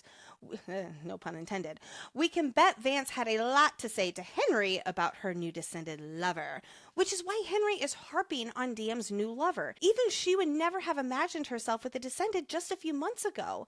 And now she's with one of them. Again, it goes back to she is one of them. She loves being them. She loves being in love with one of them. And here's the real kicker, though. She would not give that kind of love to Henri, who had been with her all their lives together. She's giving her love that he tried for so long to get, that he tried so hard to prove his love for her, to some Descended prick who, by the way, is in charge of the progeny laws. He has no idea that Luther is actually a good guy. Like, This is kind of fucked up. Vance also doesn't have an arm now because of Sarai. Of course, when he was telling the story to Henri and probably a lot of other people, of course he did not mention that it was his own fault for not leaving the area when Diya begged him to so that she could try to save his life. Of course, it was irrelevant that Diya told Sarai to go before more damage was done. But absolutely, Vance went on and on about how Diya murdered mortals at the camp. And of course, Vance did not share how he forcibly held Diya down to get her blood so he can storm the palace. Like we talked about in episode 1 of Heat, Vance has his own agenda, and he only shares the story he is peddling. And now he can poison more people against Diya. And Henri has proved time and time again to be very receptive to that. As Henri says, he feels like all he has left is violence and hate, just like Vance. But I will actually counter that, because there is happiness and love with Lana. He is fighting for a better future in addition to revenge. Whereas Vance, he is consumed with only vengeance. He most certainly does not have a love interest he genuinely cares about like Henri does. I do worry that Vance will use Lana to manipulate Henri, though, later on, if he's not already. Henri even mentions how Vance has now gone to Montios. And I'm very curious about what Henri is going to be up to for the rest of Heat. Like, is he staying in Lumnos? Is he going somewhere? Is he going to be meeting up with Del and Arlie and all of them, and then he and Luther are going to have their own run? And I don't know. I'll be talking about that more in a moment. Let's move on now to how Henri knew Diya was going to be kidnapped by the Guardians. Ugh, I'm really having to dig deep here for this Henri Hat here. Well, you see, Diya is an Amarian crown. She is a descendant, and she has proved, from Henri's perspective, that she is not actually an ally to the Guardians. She says that the mortals are her priority, but like Vance pointed out, well then what about the mortal that you killed for the descendant? Oh, and by the way, Henri's like, we were going to make sure that you weren't going to be hurt in the whole process. So there you go, Diya. Yes, you were going to be kidnapped, but you weren't supposed to get hurt. You weren't going to be hurt. That was not part of the plan. And at the end of the day, this is war, and this was part of the mission. It was necessary for the mortals' mission as a whole, and quite frankly, Diya is one person. And her getting kidnapped, and if he was to tell her about any of that, that would have absolutely jeopardized the mission. And what has Henri proved to us time and time again? The Guardians are his priority over Diya. Every single time. All right, finally, let's bring up Lana. As Henri says, he wanted to tell Diya that he is now with someone else. But you see, Diya was out of town. It wasn't his fault. Oh my god. And you know what? She's dead to him now anyway. She's with someone else. She pushed him away and right into another woman's arms, who is mortal and a guardian that can be trusted. And that's all I have there with Lana. All right, well, I'm gonna dish out some big ol' round of L's. Wonderful job putting yourself in Henri's shoes. Very good. I am going to see reason now and just dish out every L I possibly can. L number 1, for saying that she's out of town. Technically, that was Lana, but that's how they've been justifying it. Because the truth is, she was not out of town. She was chained up and drugged as a prisoner of the Guardians, a organization they both are working for. Number 2, him saying that Diya might as well be dead to him. Wow. Dude, that is a lot. I know you're mad because of everything Vance has said and poisoned your mind with, and all about him losing an arm and her being with Luther, and honestly about how all your plans in life have gotten derailed. But to say that your best friend and your ex-fiance is dead to you, that's a stretch. So L number 2. And L number 3, for him getting in Diya's head and telling her that basically she's incapable of loving someone and how she needs to warn Luther that she's incapable of giving more in a relationship. Pause, because more to Henri meant marriage, a family, her leaving work to become his wife. It's what he wanted, and don't get me wrong, she didn't say no, and there's nothing wrong with that, but both parties have to want it. And that was more for him. Just because I need to cool my blood down just a little bit, allow me to share what Luther says in response to Diya when she feels like she needs to warn him based off of Henri's getting in her head about wanting more. First off, Luther isn't fucking surprised. She's the most independent person he knows. It's like he's been paying attention or something. So it's 0.000% surprising to him that marriage isn't something that is on the height of her list. It's not on the top of his list either, especially since he's always equated marriage to an arranged marriage with Ileana. Secondly, quote, I know what I'm getting with you, and it's more than enough for me. You see, more to Luther does not mean commitment via marriage. More means getting all of her, which means he sees Diya the queen and Diya the woman. He is the one she comes to when she's raw, sad, happy, doubtful, excited, and every emotion in between. Because there's no part of her that he wants her to feel like she has to shield from him. Cough, cough, Henri, cough. Henri is saying, give me all of you. And Luther is saying, you are already enough for me. Those are very different. And as he says, quote, show me your worst, my darling, and I'll show you how far my love can go. Diya shares her plan with Henri. She's really sharing her plans with everybody here, right? But she tells Henri that she is going to break her mother out of Fortos prison, and she tells him this for several reasons. Number one, exactly what she says to him. She's warning him that things might get worse in Lumnos afterward, and there's no telling what the army will do in retaliation. And number two, I think subconsciously Diya wants to show Henri once again that they really are on the same side. She needs to get her mother out. Not because her mother is the guardian leader, maybe, but because it's her mother, so of course she can do everything she can to save her, no matter how reckless. And it so happens to work very well in Henri's favor because she is the leader of the Guardians. Well, and remember what we talked about at length in Glow, where it's like whenever she feels like Henri is slipping away from her, she grasps onto him however she can, which is Guardian information. Now, do I think she's clinging onto him in the same way that she was in Glow? Absolutely not. No. Yeah. But this is her saying, hey, we're on the same side. Like, we can still be friends. Here's this information. Everything's okay. And as we've seen time and time again from Henri, he says, oh, that's interesting. And then it's just like a ticking time clock before it goes back to, oh, I hate you. Yep, exactly. As the pattern goes, like it always does, when Diya shares this glimmer of hope with Henri, we experience such a shift in his demeanor. He perks up with excitement. Oh, wow, Diya is back on the Guardian side. What a surprise. And he's like, oh, I'm listening now. From his perspective, he and the Guardians need Orly back because they have fallen apart without her, as we learn about in Arboros with Del. Yeah, Vance is not the leader that everybody wants, right? He has been resigned to the fact that Orly is as good as dead. But now she might come back and reunite them? Yes! I gotta point out, no regard for Diya's safety, like everyone else has been worried about. But yep, this is pretty on brand for Henri. I was going to say, that checks out entirely, that to the point that I didn't even think twice about it.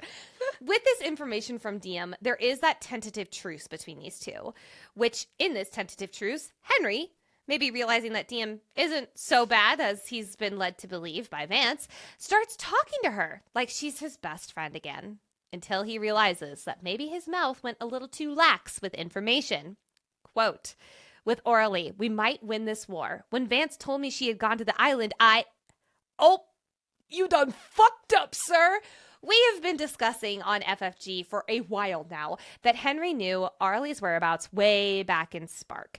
But because of the Guardian Oath, an oath for a cause he believes in with his whole chest, he felt like he couldn't tell his best friend / girlfriend. He prides himself on his involvement in this greater mission, and even for Diya, he would not jeopardize the Guardian's secrecy. So instead, he would share about how the old god showed him that Orly was alive, and he was sure she's fine, thinking that offer would just bring Diya so much solace and hope. I don't even know what to say about that reasoning that has not already been said into the microphone. Retweet. But this here, him admitting that he knew where Orly was this whole time, that is the nail in the coffin for Diya.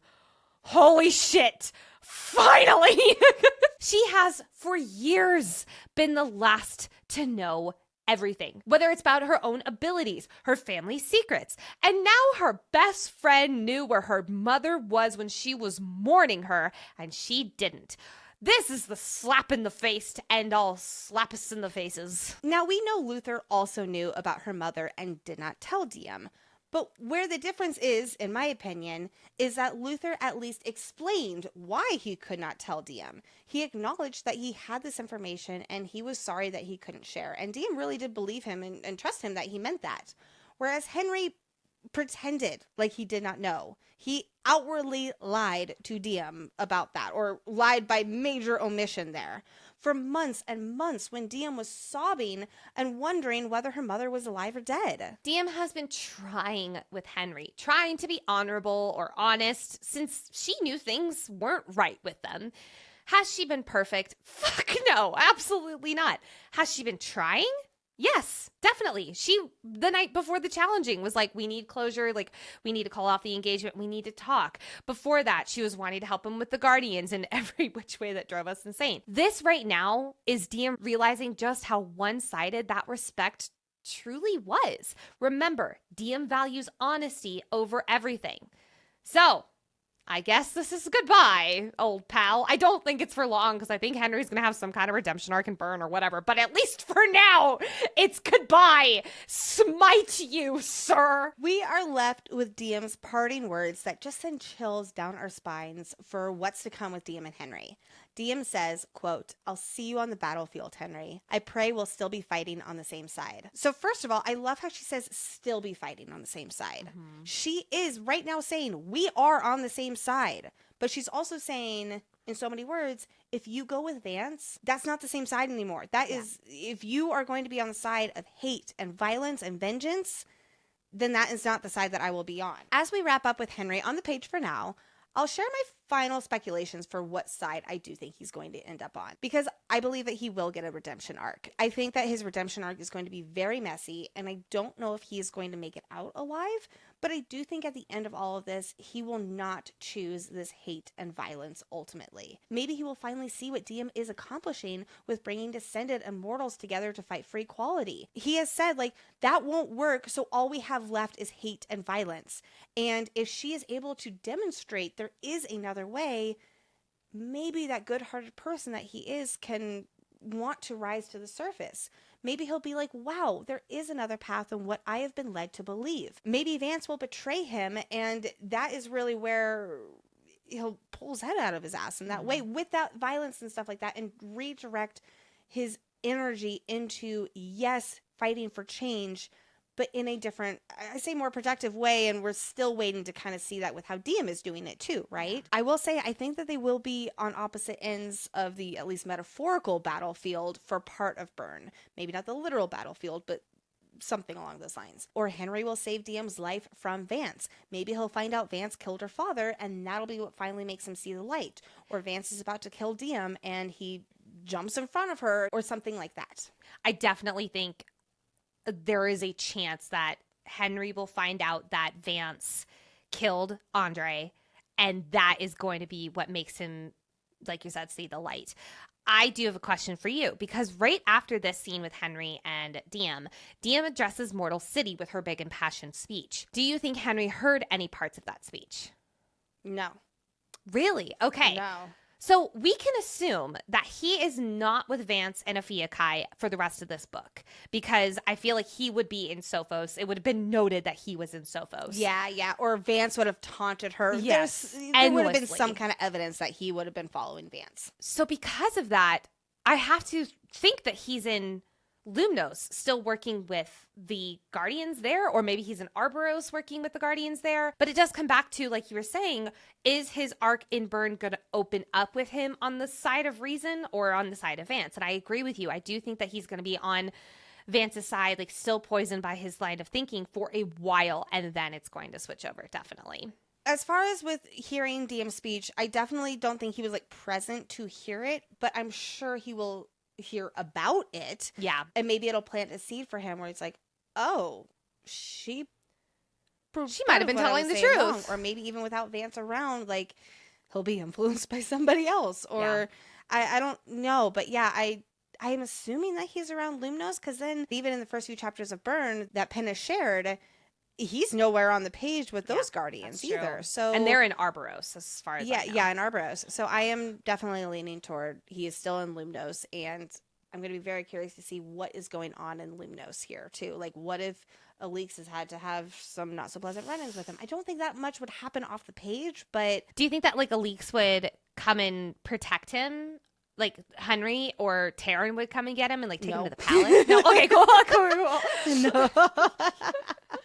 I think if anything, they'd be like, I should not kill you. Yeah, I won't kill you. I feel like Taryn wouldn't even have that thought. He would be like, I'm okay if you die. Yeah. Okay, well, I guess this is time to officially say goodbye to Henry for the deep dive, at least again until Burn. You went out with a bang. Bye! Before we move on to Fortos, I want to quickly address one more thing that we haven't brought up yet from Lumnos, and that is Diem and Teller's relationship. We'll dive more into it when we are in Sophos, but upon Diem's return and these two siblings finally getting reunited, we're seeing just how hard all of this has been on Teller and how it's causing a crack in his trust and his relationship with his sister. Like Diem, he never asked for any of this. But unlike Diem, he feels like he's just a pawn in everyone else's game. He feels like he's in the dark. He's learning all these secrets about their mother and also what Diem herself has been hiding from him. We know how much Diem agonized over the secret keeping these past few books, and now we're seeing it for Teller. He may be the most level-headed of the Bellators, but even he has a breaking point. And with all that Diem has kept from him and how his life has flipped on its head from him feeling like he has no control over it, my heart goes out to Teller because he's right. And while I love our girl Diem, she is not doing the best job of putting herself in his shoes, even though she's been there in her own way. Well, and Teller spent how long? Almost 22 days feeling like everyone had abandoned him. And now Diem comes back and it's like, oh my God, thank God my sister's okay. Yay. But then it feels like, oh, you've abandoned me long before your presence was not here. Like, it's like her trust abandoned him.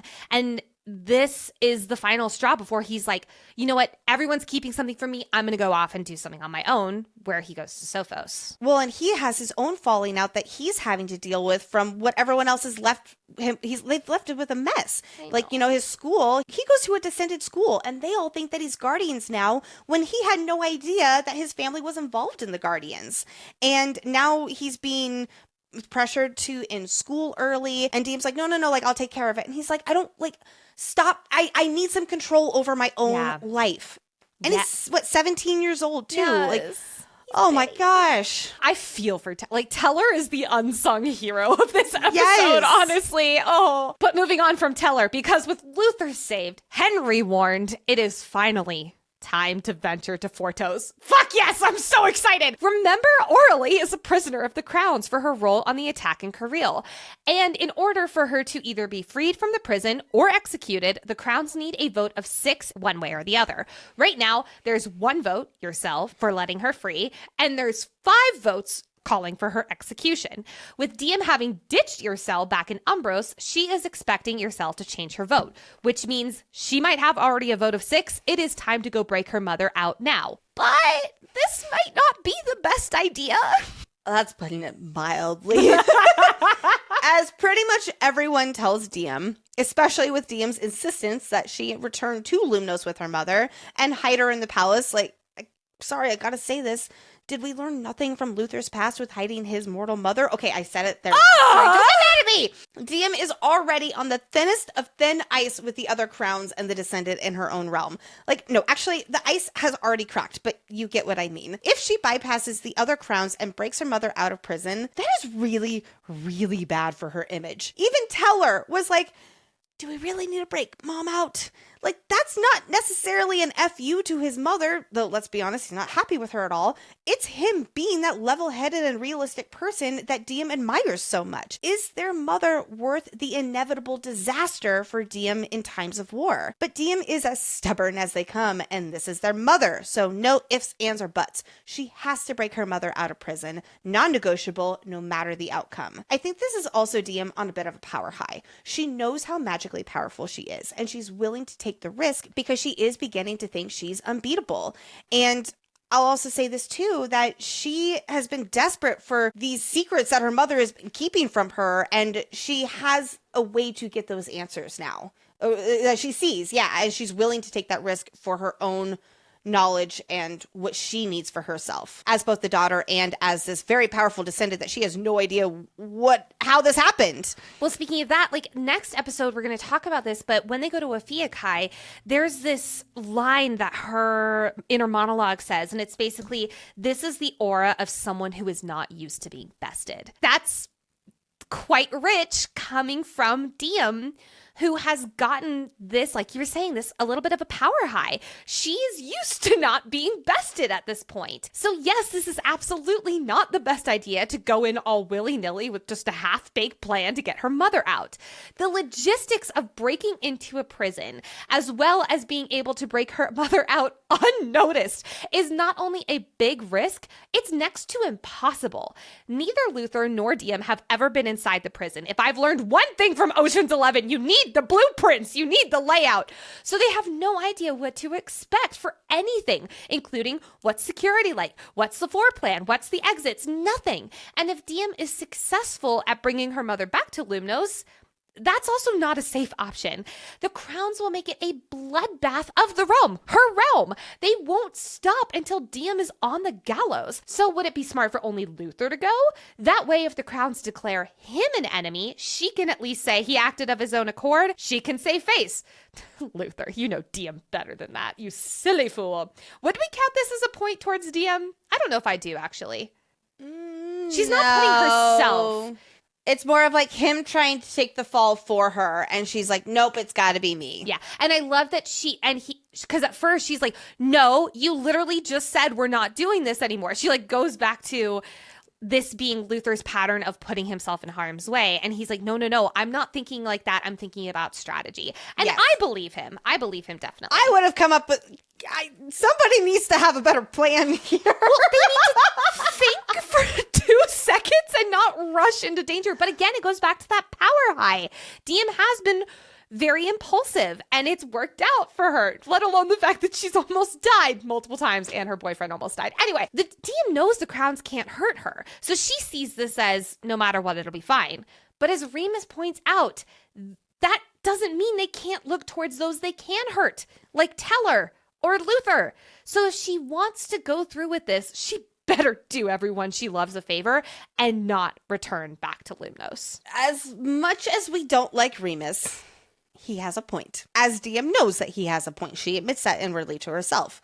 But again, she is so stubborn and has tunnel vision right now. Reunite her family in Lumnos at whatever cost. And I do wonder about how that's going to play out and burn, because she's going to return to Lumnos. We know that. We've gotten confirmation from Penn that there is going to be a good chunk in Lumnos. And I'm going to be very curious to see how that's all navigated and all that, especially considering what has happened after Sophos and Kirill, and maybe she won't be reunited with her mother, and her mother won't be there, and Teller won't be there anymore either. So, or maybe, I don't know. This does not stop Remus from trying to stop Diya from going to Fortos and ordering Sarai to be held down. L for you, Remus, and capital L for all the guards hurting Sarai. You were not supposed to do that. And no L for you, Alix, because you are doing what you were told by your queen, and you get mad at all the people hurting Sarai because they weren't supposed to do that. So the people risking Diya, it stops there, right? No, because even Eleanor has something to say to her. She has been working to get Diya allies in her own realm. Something Diya pretty desperately needs. And if Diya goes to not only break her mother out of Fortos, but break a rebel leader out of prison, it looks bad. That will surely cost Diya some, if not all, of her allies that she desperately needs right now. Yeah, Eleanor gives Diya this warning a lot more nicely than I would have, let's just say. I have a question for you, Nicole. Would you have broken mother out of prison? I'm not saying our mother. I'm just saying this fictional mother. Thank you for clarifying that it's not our mother. I appreciate this, Mom. If you're listening, I'm very glad. I would have thought about it a little more. I think but that's the other thing. There's this ticking time bomb where it's like, she doesn't know if Yrcel has changed her vote. Yep. And the second she does, the King of Fortos will go in and kill her. So no, I still don't think I would have, because like Diya needs allies to win the war, and she is all about like, who can I help for the greater amount of people? And this is helping one person while damning hundreds, if not thousands. Yeah, I think if I was Diya, I would have gone to Fortos because I am a crown and I'm allowed to do that.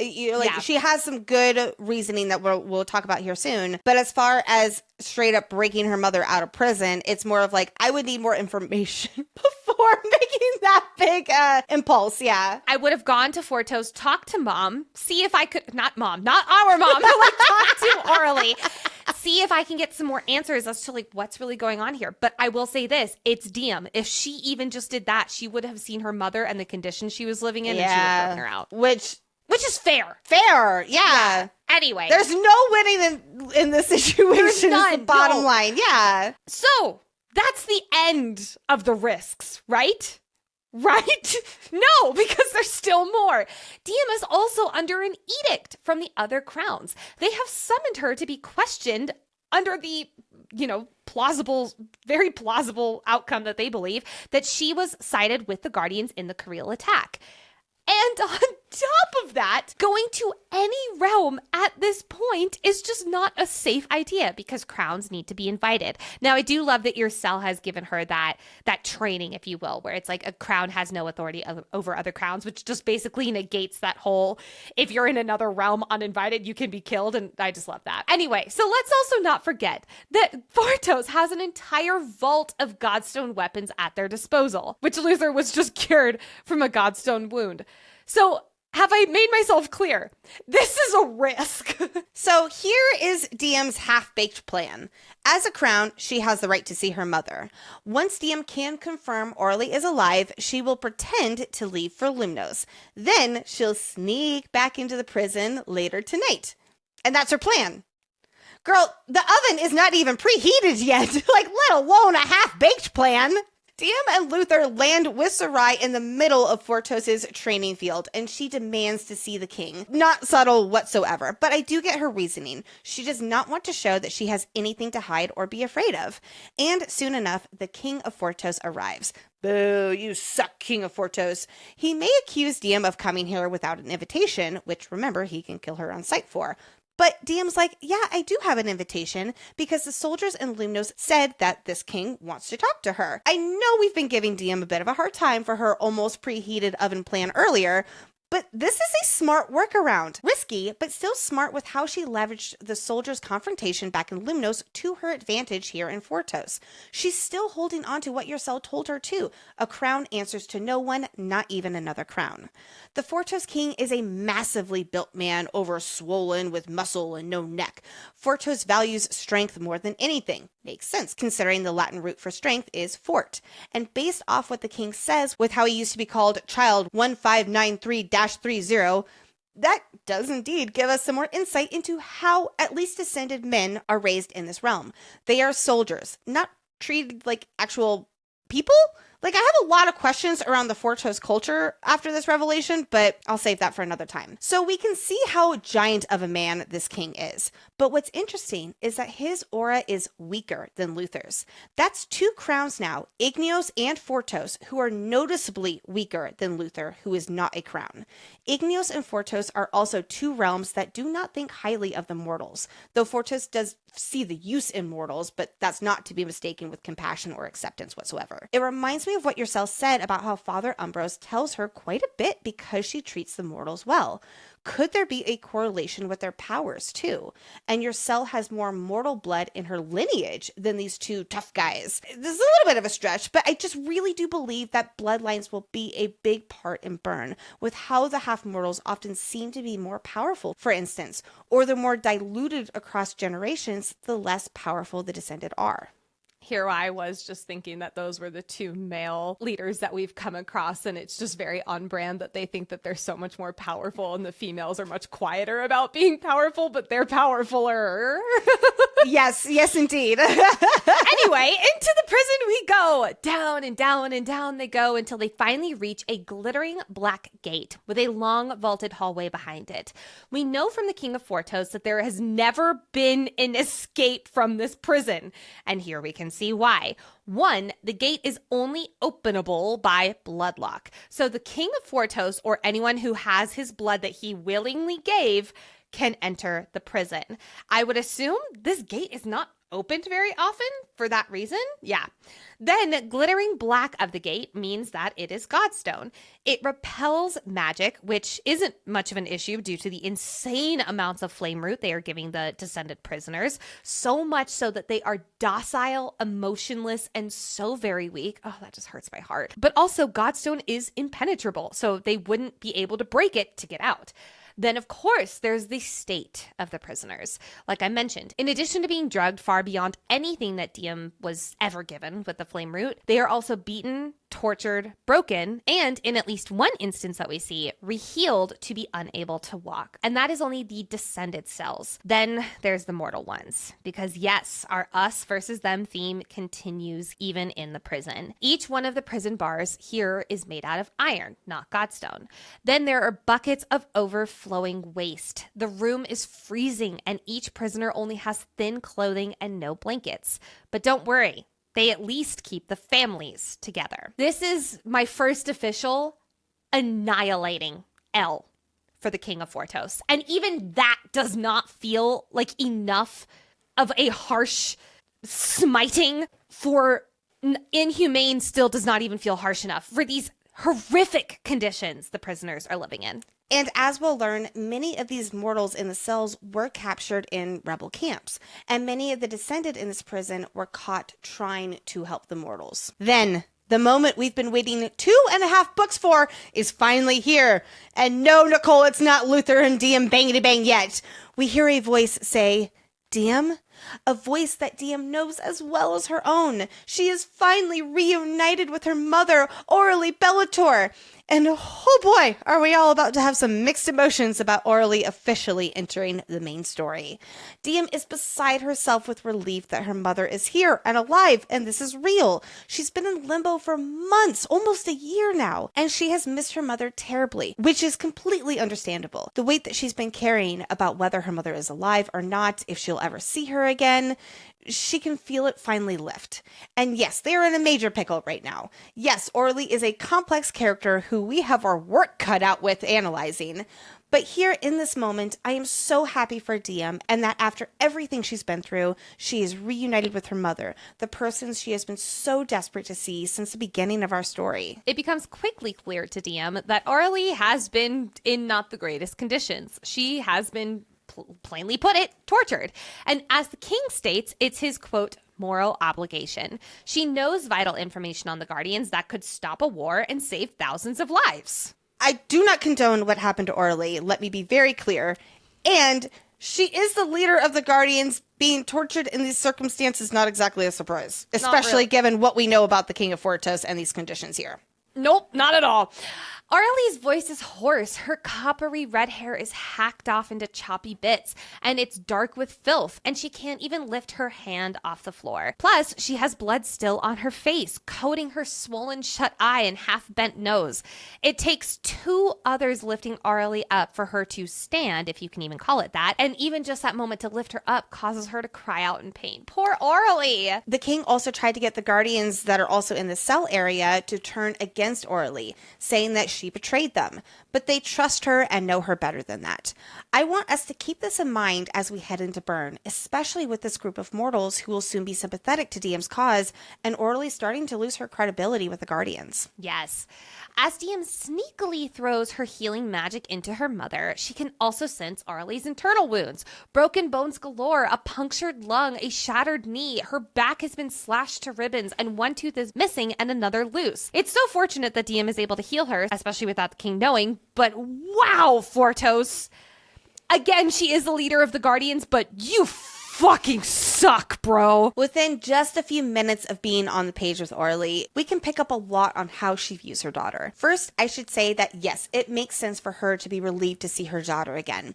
She's not immediately viewing her as a crown. She is her little girl, always has been and always will be. They have missed each other so much, and we are all so relieved and happy that they are together again. And I understand how she initially thinks that way. And then, the way that Aurelie speaks to Diya and how she views her daughter is going to be a theme, especially over the next next few episodes. I'm going to try to keep this section as short as possible, which is maybe not as short as I was initially planning, because we are going to be going all into Orally, specifically next episode. But still, I'm giving you an L, Orally. You have been on the page not even 3 whole chapters in totality, but here we are. I understand that the last time she saw Diya, her little daughter was her little girl. She was not queen. In Oraly's eyes, she knew she was descended, but she wasn't a descendant to Orally. Like, she really stuck her neck in the sand, etc., etc. But this type of language, when she knows Diya is now queen, when she saw her almost get blown up because of Oraly's actions when she left her family 8 months ago, it's a choice. Again, I will give her 1 pass for when she says how she missed Diya because she is being reunited with her daughter.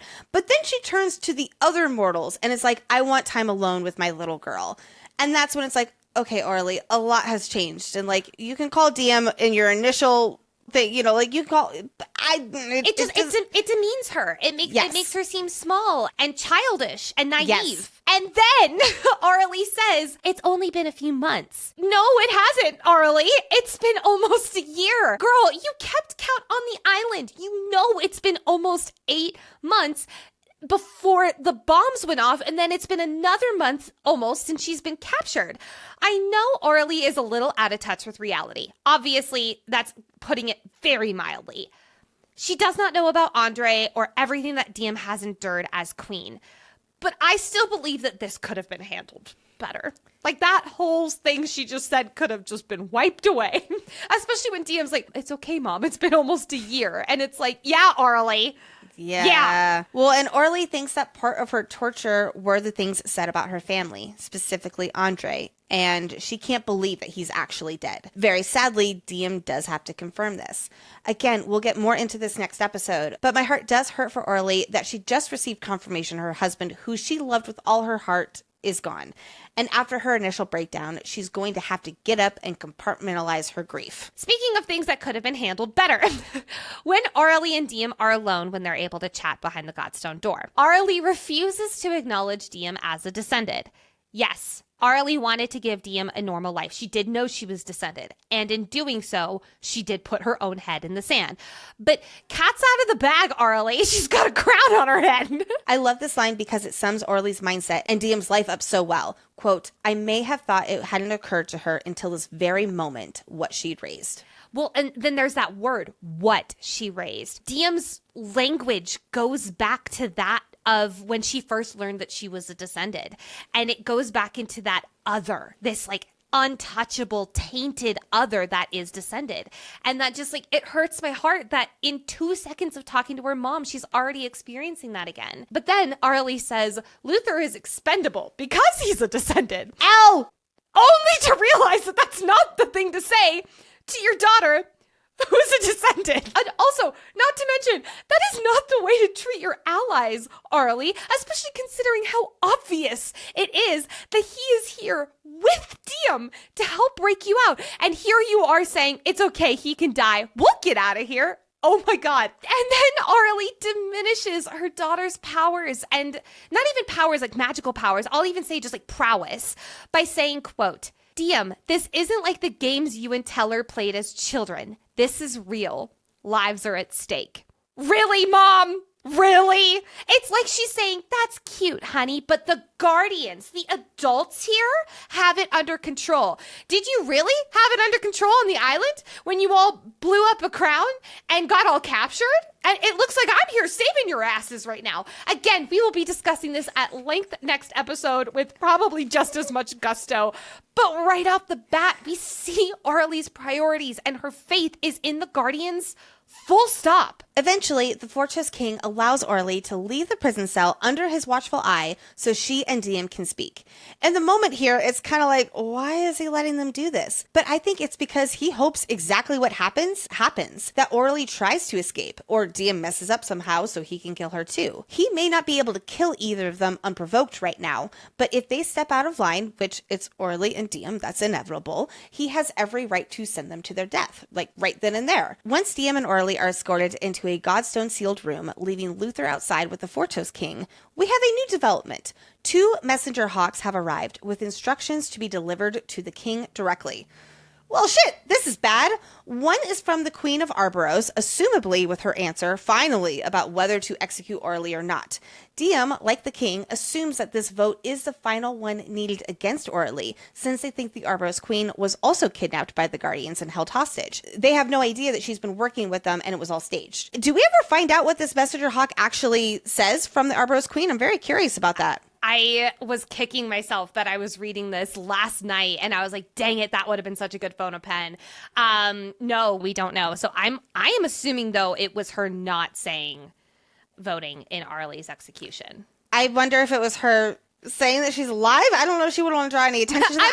I don't know. I have no idea. Or maybe something with the Amarian army. Anyway, then there's the second letter from Remus warning the king of Fortos that Diya and Luther are on their way there to kill him and break Orly out. I'll be honest, I'm a little surprised, like Diya, that Remus was willing to do that and sign his son's death warrant like that. I think this is Remus literally feeling the power slipping from his hands.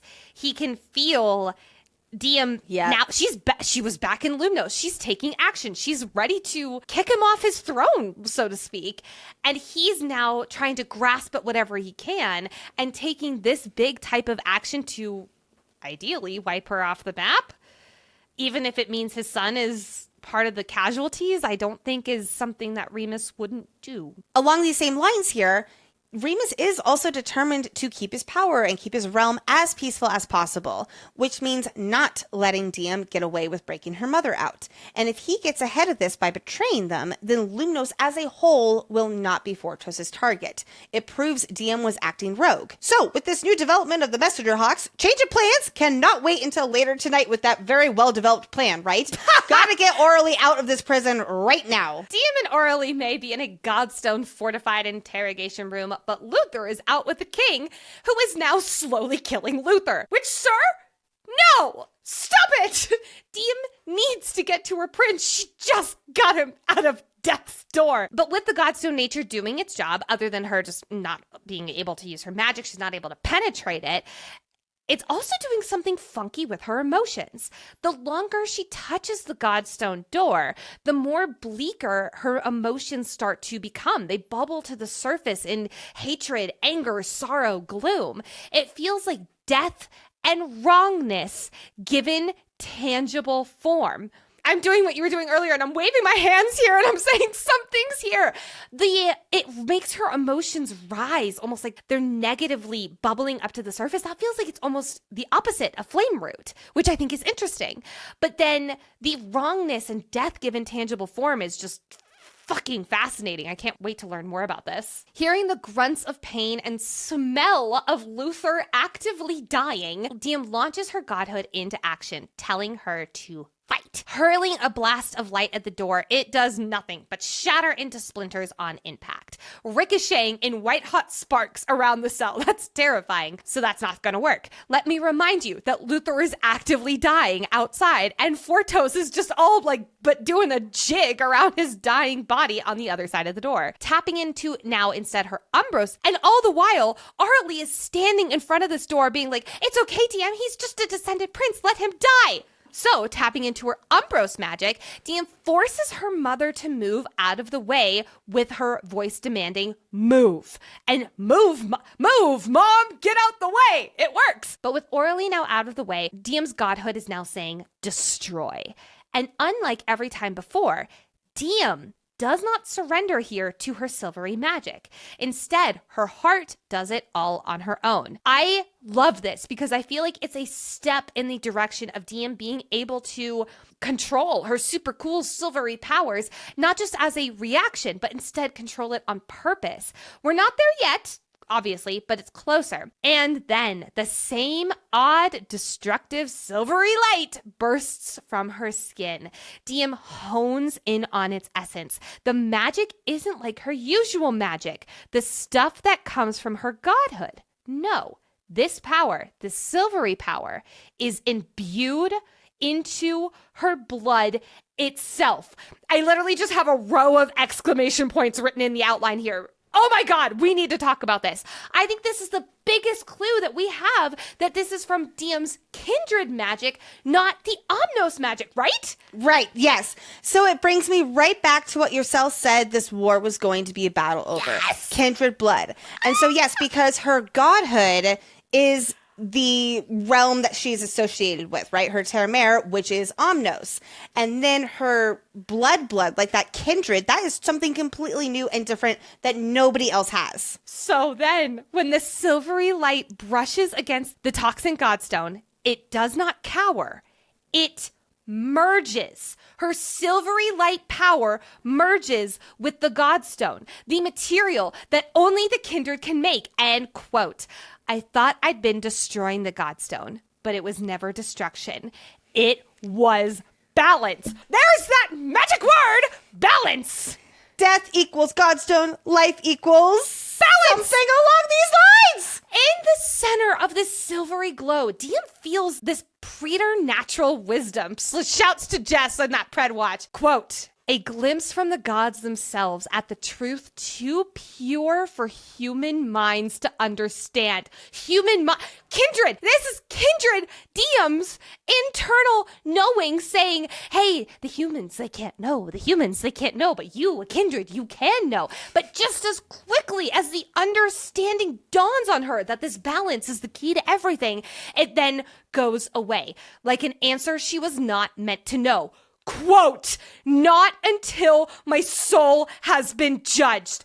Oh my God, I have chills up and down my whole body. We need to talk about this because this sounds a hell of a lot like one of two things. One, when someone dies and they go into the coldness of hell, they can be rejudged to see if they are worthy being among the Everflame's eternal warmth. But more specifically, when a mated pair dies. One soul is in limbo, and then when the other dies, their souls are judged together. So Diya doesn't feel like she's allowed to understand what this balance is until her soul has been judged and proven worthy.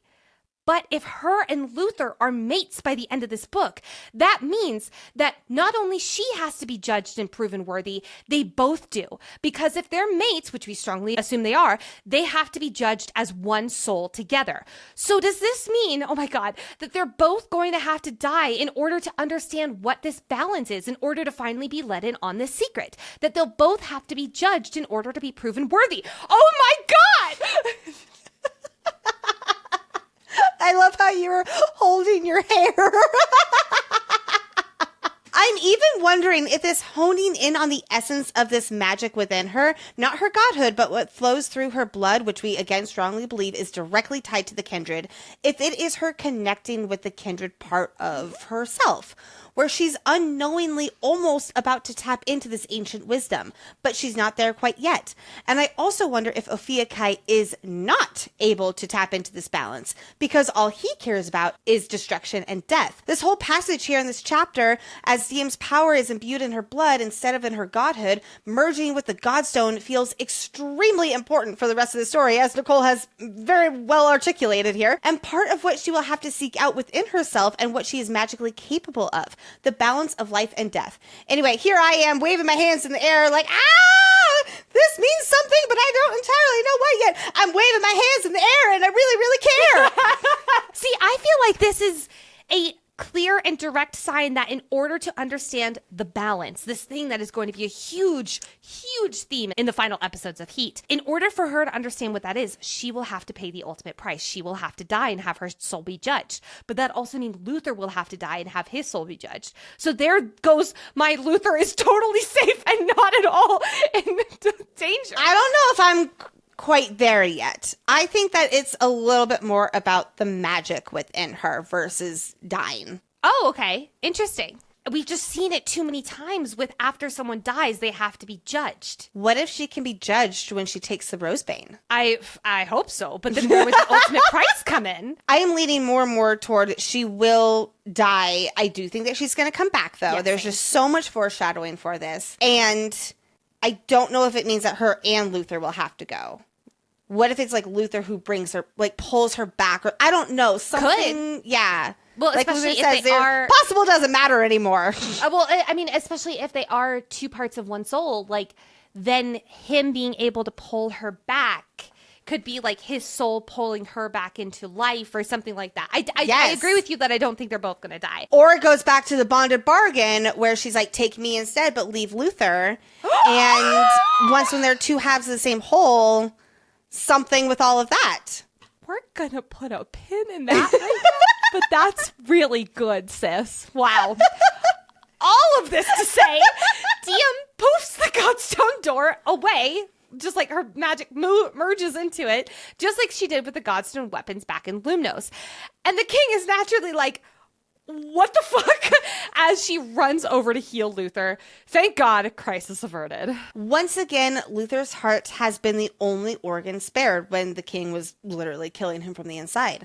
I think this is Mother Lumnos again looking out for his heart, as she always does. And it reminds me of Diya's dream back in Lumnos when she dreamed of gold hearts. Mating bond, mating bond, mating bond. Seeing Orly try to make a bolt with her own impromptu escape, Diya gives her mother multiple warnings not to run. Do you hear that, Orly? Do not run. Which, quick side note, Diya communicates this with Orly using her Umbros magic. And this shocks her mother because she's like, but I thought... And she doesn't continue her sentence there.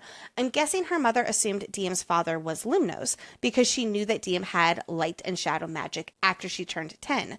Though Orly also admits that Diya's father was not like any mortal or descendant she had ever met. So I'm very curious about what's going on in Orly's head as she discovers her daughter has multiple realm magics. I can't wait until next episode when we dive more into all of that. So what does Orly do here in the prison in front of the King of Fortos after her daughter said, don't run? She fucking runs. Why, oh why is she doing exactly what Diya told her not to? Well, for one, Orly thinks that she does know better than Diya, like we were saying earlier. She does not view her daughter as knowing anything about this current situation. She's just her little warrior. She's her little girl, okay? In her eyes. So Diya telling her to do something does not hold any weight to Orly here. Plus, Orly has been a spy for decades. She has experience in these type of things. With Orly bolting, the King of Fortos finally has his opportunity to kill her outright. Escapees can be slaughtered on sight. Can you imagine how much he hates Orly extra, considering she used to be his best spy for the Guardians? She betrayed the King of Fortos personally. He's probably so stoked to take her out once and for all as his own vengeance against Orly Bellator, who he now understands is the leader of the Guardians. That's a great point because I hadn't really put that together. What absolutely drives me mad is she starts running. Does she seriously think that won't put her daughter in danger? Again? Yeah.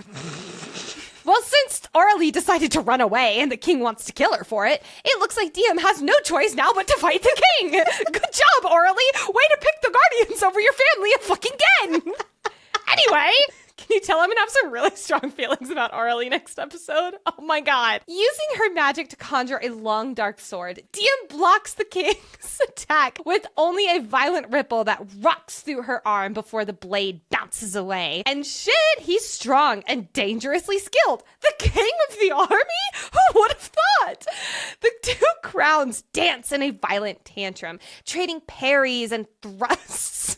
Diya might be a trained fighter, but the king is giving her quite the run for her money, pushing her training to its limits. Diya manages to land a few critical strikes, though, and even a minor nick to his throat, but it's just not enough. Which, honestly, go Diya, first and foremost, but she definitely was about to slash his throat entirely, and then she was like, wait, no! While Diya might be keeping up in skill, the king definitely is outmatching her in strength and, let's just say, willingness to kill. Hearing the footsteps of soldiers approaching, Diya panics and sends Fortos hurling backward with a burst of Miros wind. This causes his head to crack against a Godstone door and slump unconsciously to the floor. She does not want to kill this man. Have we mentioned that yet? But she also needs to save her mother and get the three of them out of here unharmed. Diya wraps dark vines around Fortos and raises a veil of shadows to cover them both. Her illusion, it is sloppy, and she uses her Umbros magic on one of the soldiers now here, influencing him to believe that both crowns left and are now in the king's office. And it works! Kinda. It takes a few tries for Diem to get the soldier to convince his comrades that they now somehow miss the king, but eventually they do leave. Diem may not like using her Umbros magic because it feels invasive, but she also can't deny it is extremely useful. After Diem dissolves her magic, the king immediately goes on the offensive, slashing at Diem's head with enough force to carve a gouge in the floor twice, and that's when the king puts two and two together that Diem used Miros magic to push him back, and she was the one to use Fortos magic on him back in the hall. He calls her not just an imposter, but an abomination. Have we mentioned this is unheard of that Diem can do all of this? He's not curious about Diem's unique magical nature. He only sees her as a threat to be destroyed. The king takes another attempt at Diem's neck, but Diem strikes back fast, this time crafting a sword out of sizzling white-hot light and landing a blow across his wrist, causing him to drop his blade and then his hand go limp, his skin bubbling and raw from the magic. Magic is so cool. Pinning his wrist to the wall with her blade, Diem demands he yield and she'll spare his life. But Fortos never surrenders. They fight until they die. The king arches his neck against her blade, ready for her to end it all. But Diem did not come here to kill him, unlike Remus's note insinuated, so she drops her weapon. Grabbing the king's sword, Diem pushes her magic into it until it glows red and melts into a puddle of useless sludge. Oh my god! The king finds Diem's reluctance to kill hilarious, laughing in her face and calling her pathetic. Earlier, the King of Fortos said something about how Diem has all the confidence of a man, but not the balls. And while he clearly has not met Elix, we've said something similar about Diem in a much less sexist way, though. She has all the talk, but refuses to walk the walk. Yeah. The king suddenly changes his tune. He'll let Diem, Luther, and Orly go without a fight. I mean, she bested him in battle, right? Right? Like, the Diem's even like, oh, like, she doesn't really believe him. Like, did we learn nothing from Rongi Slane in the challenging? Because he used this exact technique, and Diem was like, okay. So, with two hands, the king grabs either side of Diem's head, ready to snap her neck. But she twists in his arms, going slack. Diem catches the king off guard for a split second, but that was all she needed. Crafting a smaller shadow blade, Diem stabs the king deep into the apex of his thighs, then proceeds to kick the blade while it is embedded in his groin, burying it deeper once the king drops to the ground. Ouch! But effective, because she hit quite the artery, and he starts bleeding out. Now that the king is bleeding out on the prison floor, it is time to get the fuck out of here. Looking inward, Diem attempts to check on her magic reserves, and while she's still getting the hang of knowing what to look for, she does feel something. A hot kind of pressure over her temples, like the beginnings of a brutal headache. Oh, we know what this means. As Diem, Luther, and Orly are about to leave, the king stirs, and he, or should I say, the kindred father Fortos, speaks. He calls Diem daughter of the forgotten, and her godhood responds to him like a reunion with a long-lost friend.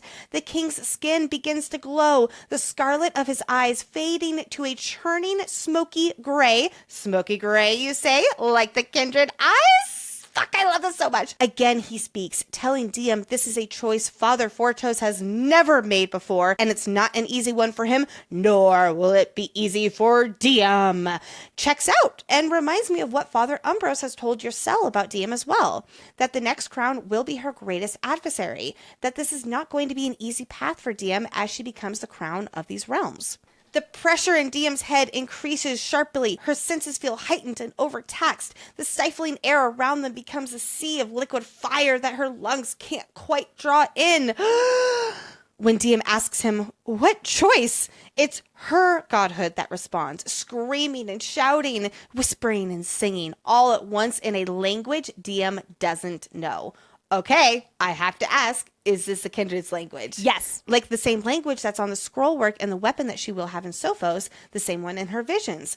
Will she somehow end up tapping into this language through her godhood, if that's even possible? I could see there being a piece to the puzzle that is specifically in the kindred's language, and she has to decipher that in order to figure out maybe even what the kindred's curse is, or how to kill a kindred, or something along those lines there. I could see that being on the scroll work, on the on the sword. Like, I don't think we're going to finish Burn and not know what that means. By this point, the king's skin is glowing bright, and so is Diem's. And with that, Fortos says his final words. Guard my people well. Remember my sister's words. Beware my brother's wrath. Pause, because I'm assuming that he is referring to Lumnos as Fortos' sister's words, since she is the only female kindred who has directly spoken to Diem, which was through King Ulthar back in Spark. This is what Lumnos said to Diem when she was in King Ulthar's chambers. Quote, give him our gift, daughter of the forgotten. When the end has come and the blood has spilled, give our gift to my faithful heir and tell him this is my command. If these are the words Fortos is referring to about remember my sister's words, that makes me really question about how the gift cannot be Diem's blood to give to Luthor to save him, as we have been talking about, which that does make a lot of sense. So like the end has come, let's say that it's Luthor, the blood has spilled, Diem's blood has just spilled, and now she has to give that gift of blood to her faithful heir, Luthor. But if he's saying, remember my sister's words, that would mean that this has not happened yet. The gift has not been given quite yet. So I'm kind of leaning toward it has not happened yet. And that Diem's blood to heal Luthor earlier on in this episode is not what Lumnos was referring to then. Yes, I definitely don't think the gift has happened yet. I think that's going to be the climax of next book, for sure. I think so too, yeah. There's also, of course, the Beware My Brother's Wrath. That has to be Omnos. I have no idea who else that could possibly be. I think this is actually more proof that Ophiuchi is Omnos, because it's his wrath. It's Omnos' wrath. Absolutely. So later, when they're looking at the Montios letter, they're like, oh, this has to be Umbros because, you know, of all that Umbros warned your cell about, so that has to be who they're talking about. But I 100% think you're right. It is absolutely Omnos, who it would just make sense if that's Ophiuchi. Diem collapses while the pressure on her head spikes, an excruciating pain mixed with the sweetest pleasure. Light explodes in a wave around her, and Diem screams. Her godhood is the one that speaks to her this time. Claim me, daughter of the forgotten. And even if Diem wanted to, she cannot ignore its call. Her soul won't allow her to. Her godhood is claiming the Fortos crown. The blinding silver light turns into a sunny gold light. The force on her head begins to ease, but she can still feel something heavy atop her head. The Fortos crown, baby. But that's not the only new thing in the room, because that blinding light that shot into the sky, just like when Diem became the Lumnos queen and her mother saw it from the island, it formed a tunnel through the prison ceiling, with sunlit sky shining through. Woohoo! We've got an escape route. That's very convenient. It will come as no surprise to anyone reading this book or listening to this podcast to know how big of a deal it is for Diem to be made queen of this particular realm, because they've never had a queen before. Like, ever. And the men of this realm have taken that to mean, whether it's what Fortos intended or not, but I'm leaning, yes, it is what Fortos intended, especially because he divvied up magic based off of gender. They have taken this to mean that women are weaker. They're supposed to follow, not lead. And God's forbid you ever get bested by a woman. If you do, that means you are less of a man. So for Diem, a woman, and not a submissive one at that, to be made queen is huge. And also, I have a feeling this is going to be quite the continuous ordeal in Burn.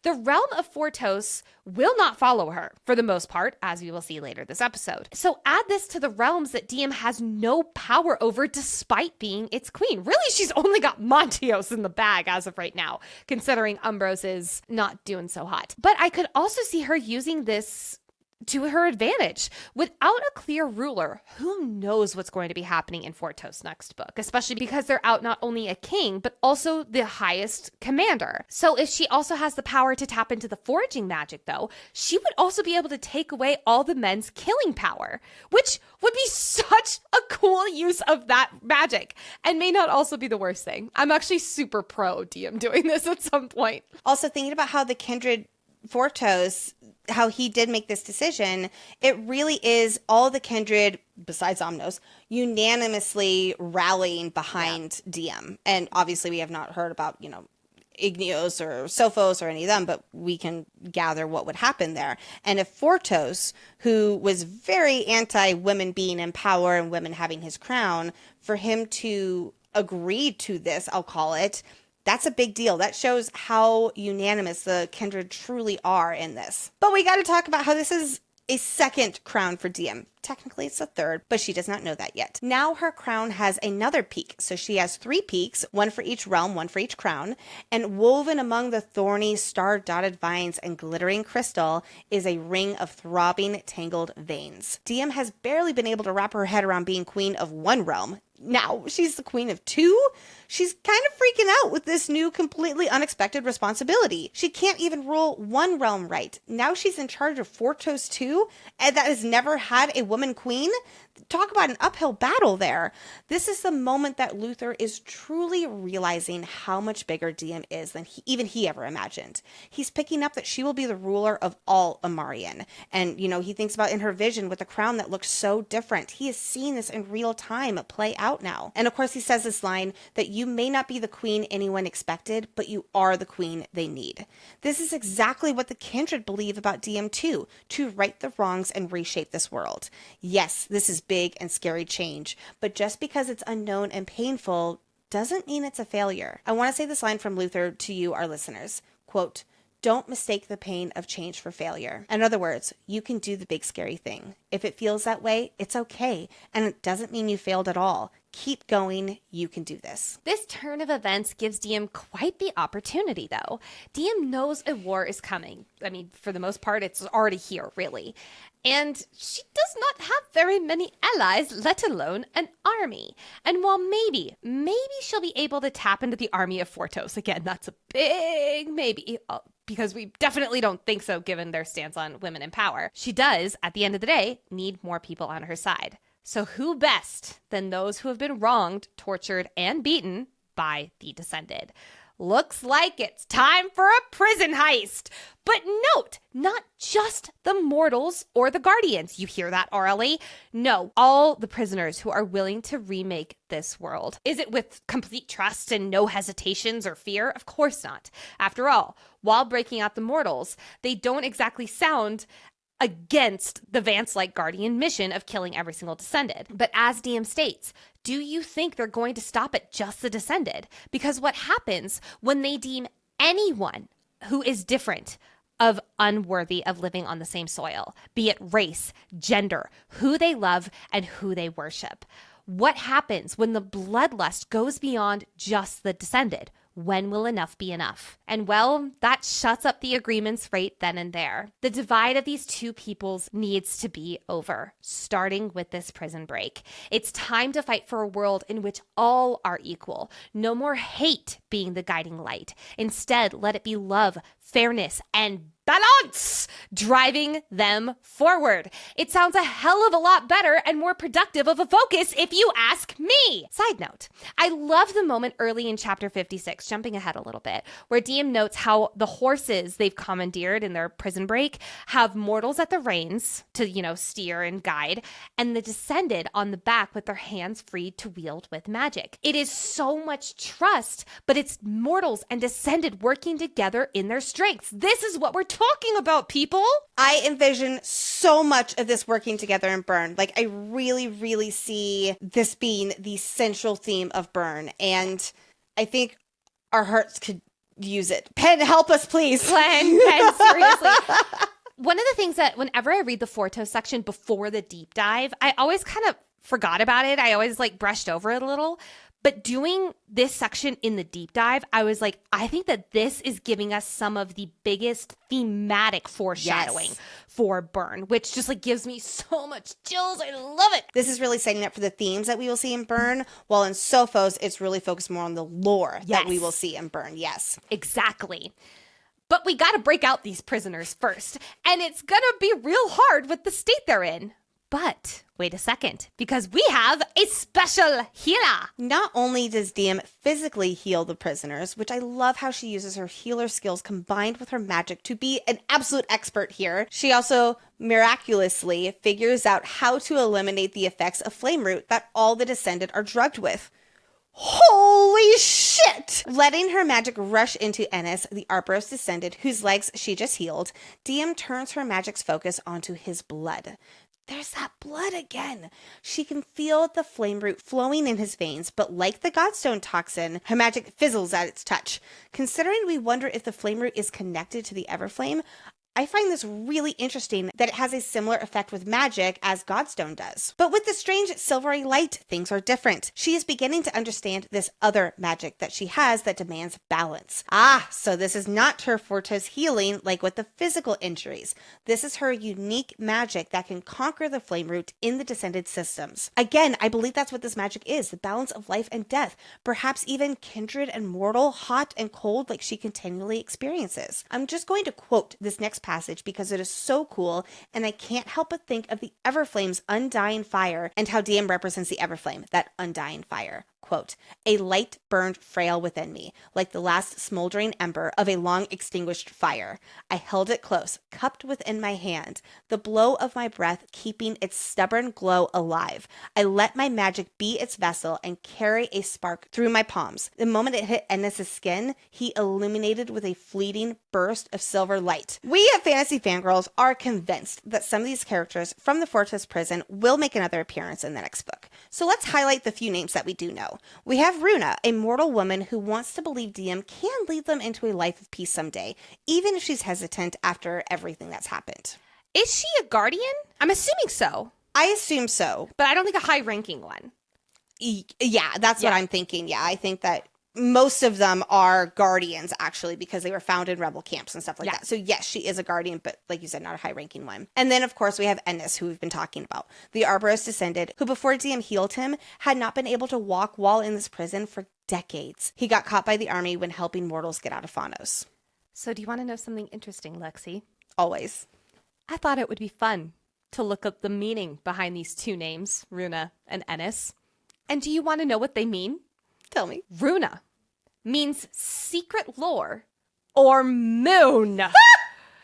Ennis means island. I am not joking. I wish you could have been a fly on the wall when I looked these up and I was like,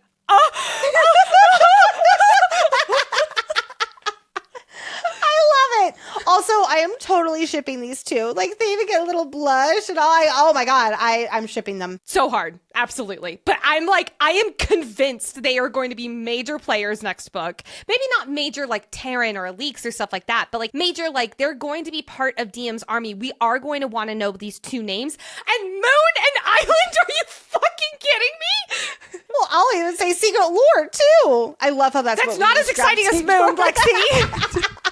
These are just a few of the prisoners DM freed and who are interested in fighting for her, specifically the descendant who over the years and years in these cells have become their own family. Now to note, none of these prisoners were captured by the Umbros Queen or the Igneous King, who prefer to, kill their targets then turn them over, and none from Lumnos thanks to Luther's intervention. But the realms that do play by the rules are Sophos, Miros, Montios, and Faunos. So those are the realms that most of these descended represent here. I bet that these mortals and descended, I think that they're going to stick together and they're going to fight for DM.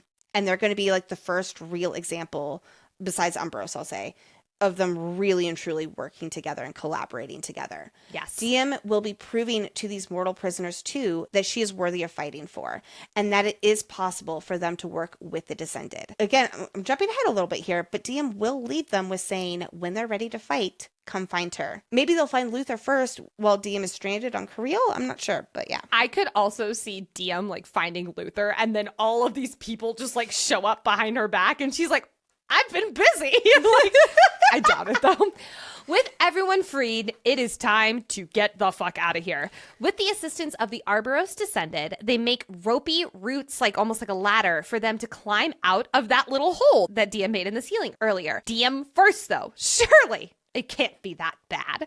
Popping her head out of the hole, DM comes face to face with hundreds, if not thousands, of sword-wielding soldiers ready to fight for their fallen king.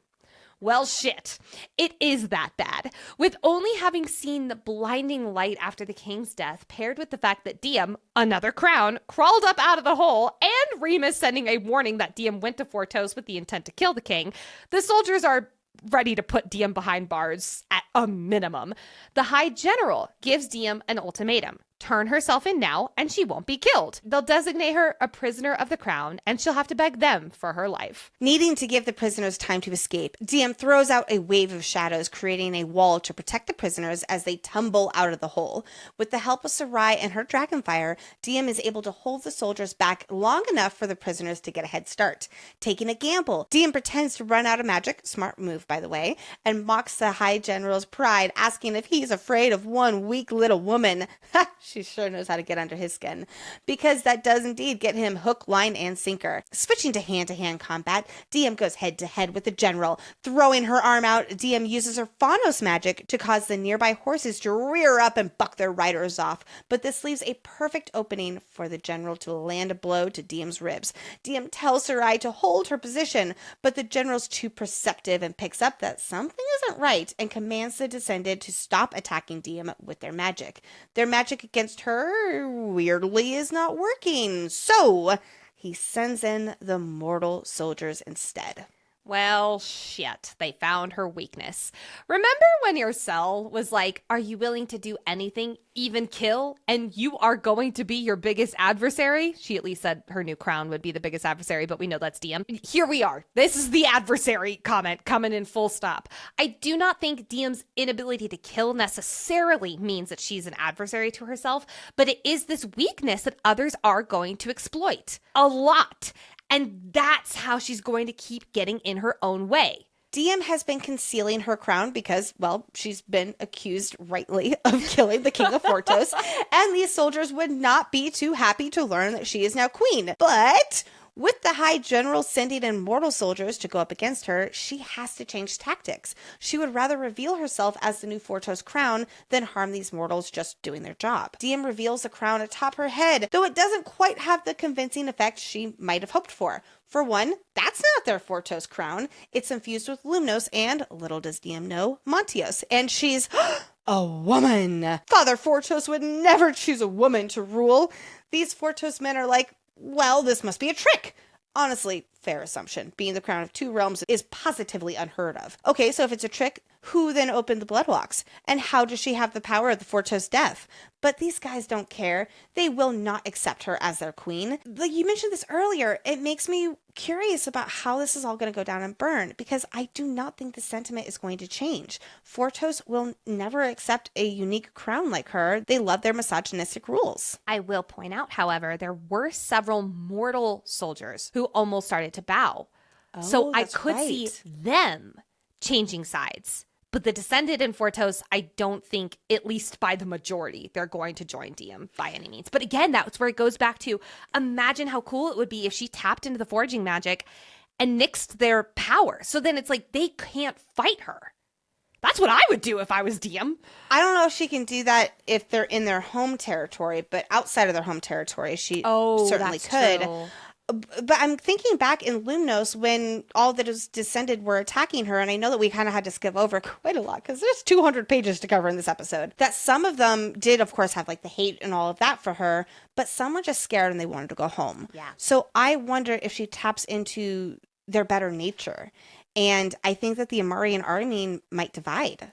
Well, remember when Andre, back in Glow, when he was at the Bennett meeting, and Bennett was like, well, what if you just, conscript a bunch of people? And he was like, that's not a good idea. Unwilling soldiers are not a good idea for the realm. So I could see DM capitalizing on the unwilling soldiers who are like, I don't want to be here. And she's like, well, do you want to fight for this cause instead? Yes. And I love that she always gives them a choice. It's not, well, come to my side. It's, do you want to come? Yes. And I really appreciate that. Throwing her magic out, DM unleashes everything she's got.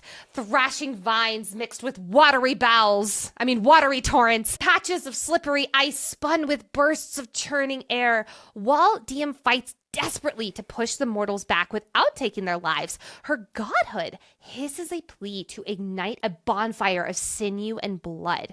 She has to yank its bloodthirsty reins back. It's like her most violent desires are just like peeking its head out of nowhere. Her godhood is like, murder everybody! And she's like, I don't think that's a good idea.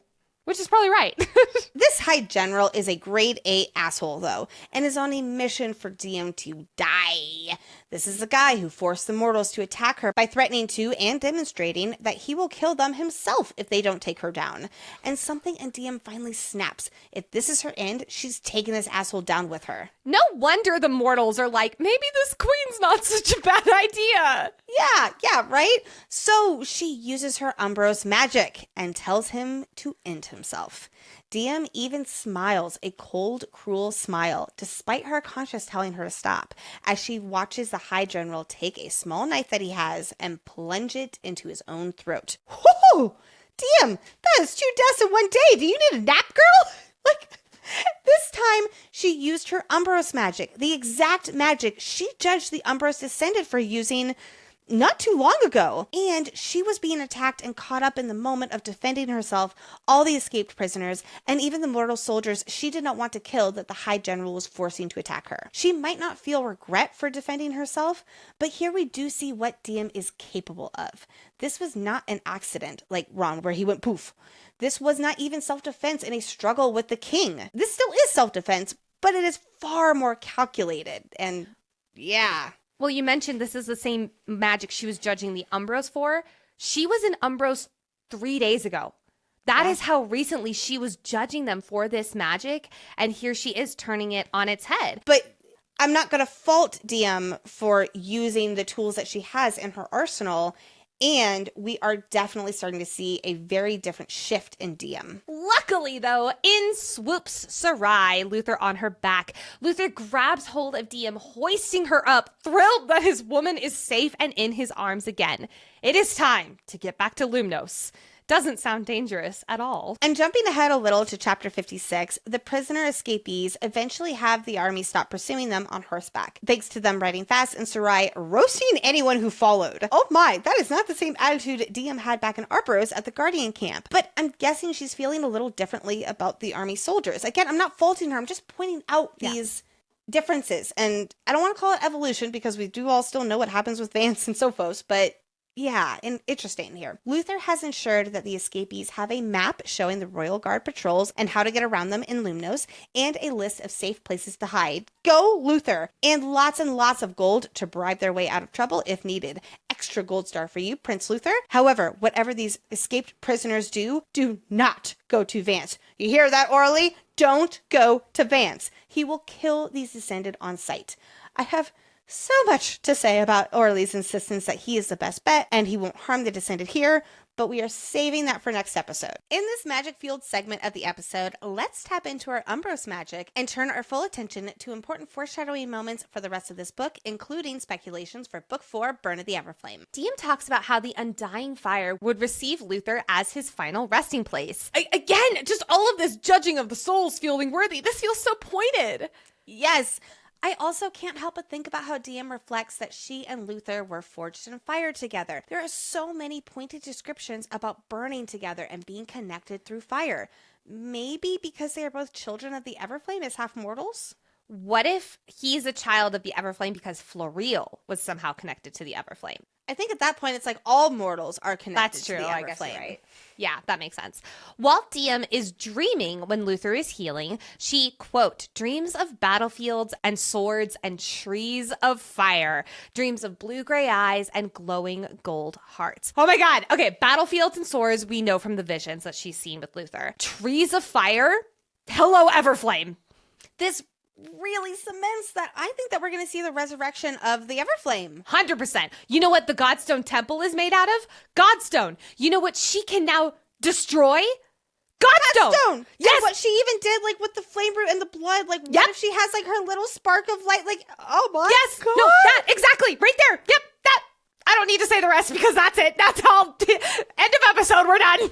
Anyway, we talked about this last week, but we finally get Diem throwing the Umbros library key into the back of her wardrobe. I cannot wait to see that come back into play. Alix finally gets to tell Diem about her secret project, making Godstone armor for Diem's side in the war. This is going to be a crazy, huge advantage. Not only will this protect her and Co. against all weapon attacks, but magic is also repelled by Godstone. Yes. Okay, so quick question. Alix has learned the process from someone in Umbros, and now she is going to test the process for the first time in the Palace Armory. We have to assume that someone else is going to learn this process too, and I guess my question is, who does Alix trust enough to pass this information along to? Breck. Yes! Yes! I have a question. If magic is repelled by Godstone, would that mean the wearer of the Godstone armor, wouldn't their magic be repelled? That's a really good point. Right? But I'm guessing that's not going to happen because or else no one's going to wear it. Like, I don't think that would make sense. So I'm assuming that there's some way to counteract it where it's only the outward facing side that's Godstone that is repellent. But regardless, if any magic is repelled via this Godstone armor, does that mean Ophiuchi and his type of magic would also be repelled? I don't know. And now at the end of the day, Alix says that she still needs more of it to make a full-blown armory of, this Godstone armor. So Diem will have to figure out a way to make more. And Diem's like, I don't know how I made that. Well, after seeing Diem start to understand the concept of balance that Godstone is involved in when, she was in the Fortos prison cell, I think she's starting to tap into how this kind of magic works. And she's starting to learn the language of it, so to speak. So yes, I definitely think she will learn how to create it, but she will want to be so careful that what she makes becomes armor instead of weapons. Well, another option is that she takes some from Godstone that already exists, like the temple on Kirill. They would need it in its raw form, though, and we don't know if the temple is raw form. I'm assuming no, just given how it's described. But what's odd is that Alix mentioned that Godstone can only be made by the kindred. Lexi, do you still think that Diem is not a kindred? I don't know how to describe it. Yes, I think that she is part kindred. I think Ophiuchi is Omnos, and she is a direct descendant of a kindred. So you're asking, is she a kindred? No, she's not one of those 10 kindred, but she is something entirely new and different.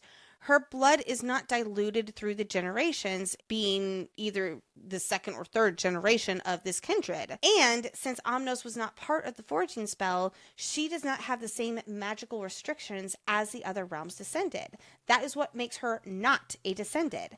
And there is something extra special about her because she is also a descendant of the Everflame, between a connection with the red-haired man and being born on the Everflame soil, which makes her this chosen one, the daughter of the Forgotten, who the kindred have been waiting for to bring about a new era. Okay, so I'm going to actually challenge one of these things because, yes, she is a daughter of what we assume is a kindred and a daughter of the Everflame in Orally.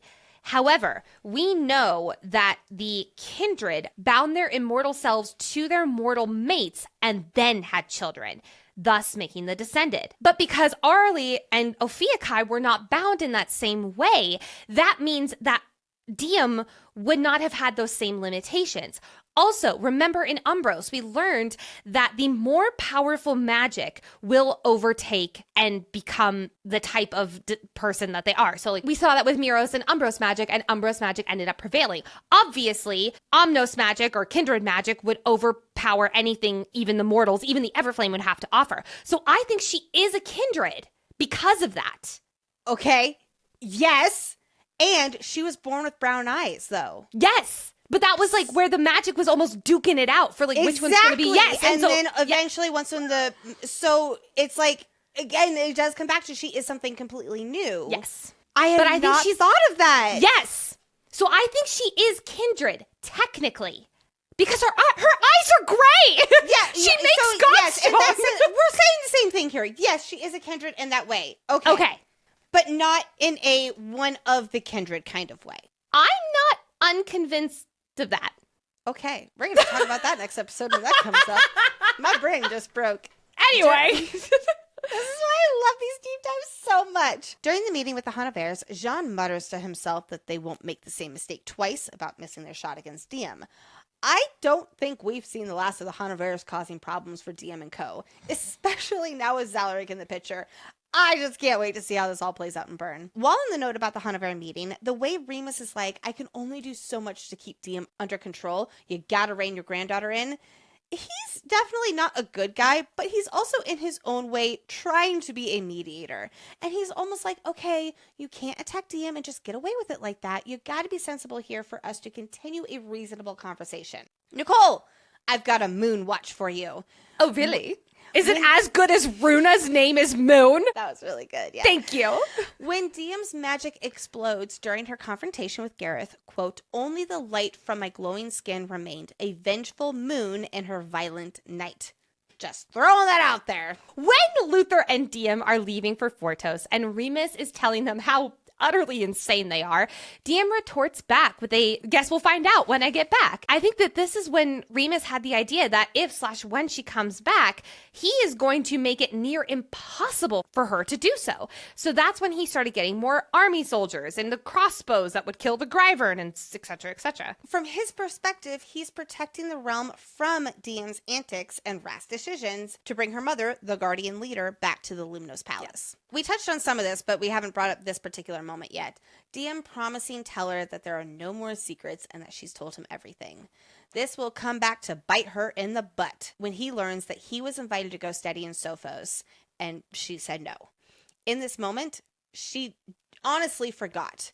And as a rather forgetful person myself, I can see how this happened. And lowercase l for you, Diem. I get that you have a lot going on. I do too. And that this was not on your mind. But poor Teller. Just poor Teller throughout this book. The moment he says, like, my dream happened and you forgot is just like a, oh. Yeah. When Luther asks Diem what she would ask Lumnos if she saw her face to face, and she answers, I'd ask her what it's going to cost for us to win this war. There's this mention of cost with the war again. And didn't the Umbros Queen kind of already answer this for her? The answer is everything, which is very, very ominous if we have not mentioned that yet. And I also think this is Diem, I'll say, not accepting that as an answer. Like, she's kind of keeps asking the same questions and expecting a different answer because she says and she thinks that she can give up everything, but when it actually is going to come through, it's going to be really hard for her to do that. The Fortos King mentions how only people who are allowed to visit the prisoners are the prisoners' mates. There is no way this isn't coming back into play somehow in this story. 1,000,000%, yes. Yep. Diem thinks about which order for Sarai would triumph. If her life is at risk, but Diem orders her to save someone else like Luther, which one would prevail? I think that we are going to see a version of this exact scenario. And while Sarai does not confirm it, Diem asks her Gryvern if Luther is the next Lumnos crown. I think Diem will have to die and Luther will become the crown. And like we've said, she's going to come back because she won't stay dead. And maybe not have the magical powers anymore. I'm still noodling on these theories, but this is another little moment with Sarai that really reinforces this. Right after Diem and Arlie talk about the suspects for Andre's murder, quote, you must go to the Guardians. They will help you find the killer. The amount of times they are talking about Andre and then immediately talk about the Guardians, that's sus. That's literary just gold right there. I am fully in die on this hill camp. It was the Guardians who killed Andre. I believe I am too. Yeah. I'm like 98% there. The king is doing quite a good job of wink, wink, nudge, nudging that Arlie was a hell of a lot more than a healer. We hear him say, yes, your mother, the healer, is insinuating she was a hell of a lot more than that. Like a spy? And last but not least, Penn is such an amazing writer. When Diem is revealing her crown for the Fortos soldiers, quote, it's the crown of Lumnos and the crown of Fortos. My smile was frosty. Frosty! Brilliant nod that Montios is also part of her crowns. So good. It is time to enter the Sophos Library, where each episode, Lexi will guide us through a world-building topic to help us deepen our understanding of this world and its magic. All right, buckle up, everybody, because today's Sophos Library topic is Fortos and the Amarian Army. Fortos is the realm of force and valor. The descendants' eye color is red, and for their two types of magic, the females have the ability to heal, and the males have the magic to kill through rapid decay. In the very rare case where someone is neither male or female, they will have both types of magic. Otherwise, the magic is very black and white, with the women are healers, the men are killers. Fortos' sigil is a sword crossed with a human bone. That's absolutely on point there. And it is the only realm that has never had a queen until, of course, Diya. The Fortos descended live and die by their rules. Like the last time a Fortos king broke from the law, his own men cut him up and made his remains serve as a warning to the next king. Damn! Oh man, and of course, the Amarian army is headquartered here in Fortos. We don't know much about Fortos' geography other than it has gray, rocky flatlands for miles. Though the villages of Fortos are not nearly as segregated as Lumnos, the mortals and the descended keep to their own in places, for instance, like taverns, as we saw in Spark. And there are heavy restrictions on mortals in Fortos. We do not have a lot more details on that, though. The port in Fortos is large and controlled by the Amarian army. Its tightly regulated activity deals mainly in weapons and soldiers. Fortos has a vault of Godstone weapons that date back to the Blood War, when the crowns confiscated all the Godstone weapons to store them because even the crowns could not destroy them. The healers in Fortos are the best healers in all of Amarian. They are the ones with the healer magic after all, and it is common for those with grave injuries to travel to Fortos to be healed or to assist with speeding up their recovery, like Perth experienced. It's also common for Descended to visit the Fortos healers after their regular healing powers manifest as they grow up to remove any imperfections they gained in childhood, like scars, since they view them as a sign of weakness. But there are cases the Fortos healers can't help. Like when King Ulthar was dying, there was nothing that could be done for him once his condition declined past a certain point, and they also cannot heal Godstone. The prison in Fortos holds any and all criminals the crowns want to put in there. This includes mortals, mortal children, descended, guardians, prisoners of the crown. You get the idea. The entrance is in a small, nondescript building, notable only for the heavy presence of soldiers. Inside, a single hallway leads to another Godstone vault and another pack of beefy guards. But to get inside the prison itself, you have to get past a set of Godstone doors and down a very, very, very long staircase. Once inside, its doors are made of Godstone and are sealed with blood locks that only the Fortos crown can open. There is also a Godstone safe room for the crowns in Fortos in case of an attack. But I gotta say, having just the one Godstone safe house in Fortos seems mighty convenient for only Fortos and a bit of a flaw in the backup plan for all the other crowns. Anyway, even the gates between sections are crafted out of Godstone, but there's no guards this far down into the prison. No one can get past the gates, and even if they did somehow, there's only one exit, and there is nothing but flatlands for miles, so any prisoner would be spotted very, very quickly. Inside the descended cells is only a flattened mat of moldy hay, a dingy bucket, and a food that looks like it's been rotting for weeks. They are heavily drugged with flame root to make their magic not only nullified, but make them docile. As for the mortals, they are kept down in a second set of stairs, in large hay-covered pens. Like the other cells, they are brutally sparse. The air reeks of a putrid scent. The scattered buckets overflow with waste. The room is kept freezing, but the prisoners only have thin tunics, no blankets. Some rules for the prison. Weapons are not allowed in the prison, for obvious reasons. In regards to the prisoners of the crown, only the crowns are allowed to talk to or question these prisoners. They can also be released if they get a vote of 6 crowns, more on this in a bit. For, I'll call it regular prisoners, the only visitors allowed inside the prison are the prisoners' mates. The laws of the prison apply to everyone equally, even, sadly, children. Moving on to the army. The Amarian army supplies and trades soldiers for all of Amarian and guards the island of Kareel by patrolling the waters around it. Remember, nobody but the crowns are actually allowed on the island, though. Though led by the Fortos king, the army's ranks include mortals and descended from every realm, except Umbros, who does not permit her subjects to join the army. The army can be summoned by any of the crowns if a conflict goes beyond what the realm's own internal royal guard can handle. Guardians have placed themselves strategically within the army to divert weapons and relay plans like Breck and Orley have done respectively. Descended soldiers in the army have their first allegiance for their army oath, and loyalty to their home realm is secondary. Then for the mortals in the army, they are deemed subjects of whatever realm they're currently in. Actually, I don't know if that is only for mortal army soldiers or mortals as a whole. The army is permitted to use Godstone weapons only when necessary. Most of the army spies are women, and all of the higher-ups in command are men. We know from Andre that many of his old soldier friends bemoan that women are distractions among the infantry's ranks. Fortos does not have the resources to take on too many new soldiers at once. They barely have enough weapons as it is, and they do have to buy them from different places, like House Bonnet in Lumnos. Back before the Blood War, the army was quite different, though. Fortos was given control of the continent's army under the agreement it would only act with the consent of all crowns. This was agreed upon during the Blood War. because during the Blood War, the crowns disagreed on how far the army should go to stop the rebellion. It was nearly impossible for them to come to any unanimous agreement, so a decision was made that the army could act on a vote of 6 crowns instead of 9. Some concessions were given in exchange, like the use of Godstone, for example. Last but not least, let's talk about the late King of Fortos. He does not have a name like we were talking about earlier. No one, at least the men from Fortos, do. Again, I have some questions about their culture and raising children and how families happen. But anyway, he is the leader of the entire Amarian army, and he is known to be a blunt bastard, a hulking giant of a man with thighs like redwoods and a brick wall of a chest, and his body is so overswollen with muscle his shoulders bunch at his ears. His crown is a tangled cluster of veins, rhythmically pulsing like it has a heartbeat of its own. I will say, between their magic being both healing and killing, that is so cool and creepy at the same time. And while he might be king, his aura does not even hold a candle to Luther's power. So, isn't that interesting? He has a general distaste for Diya and blames her for being the reason he lost 2 of his most valuable assets, her parents.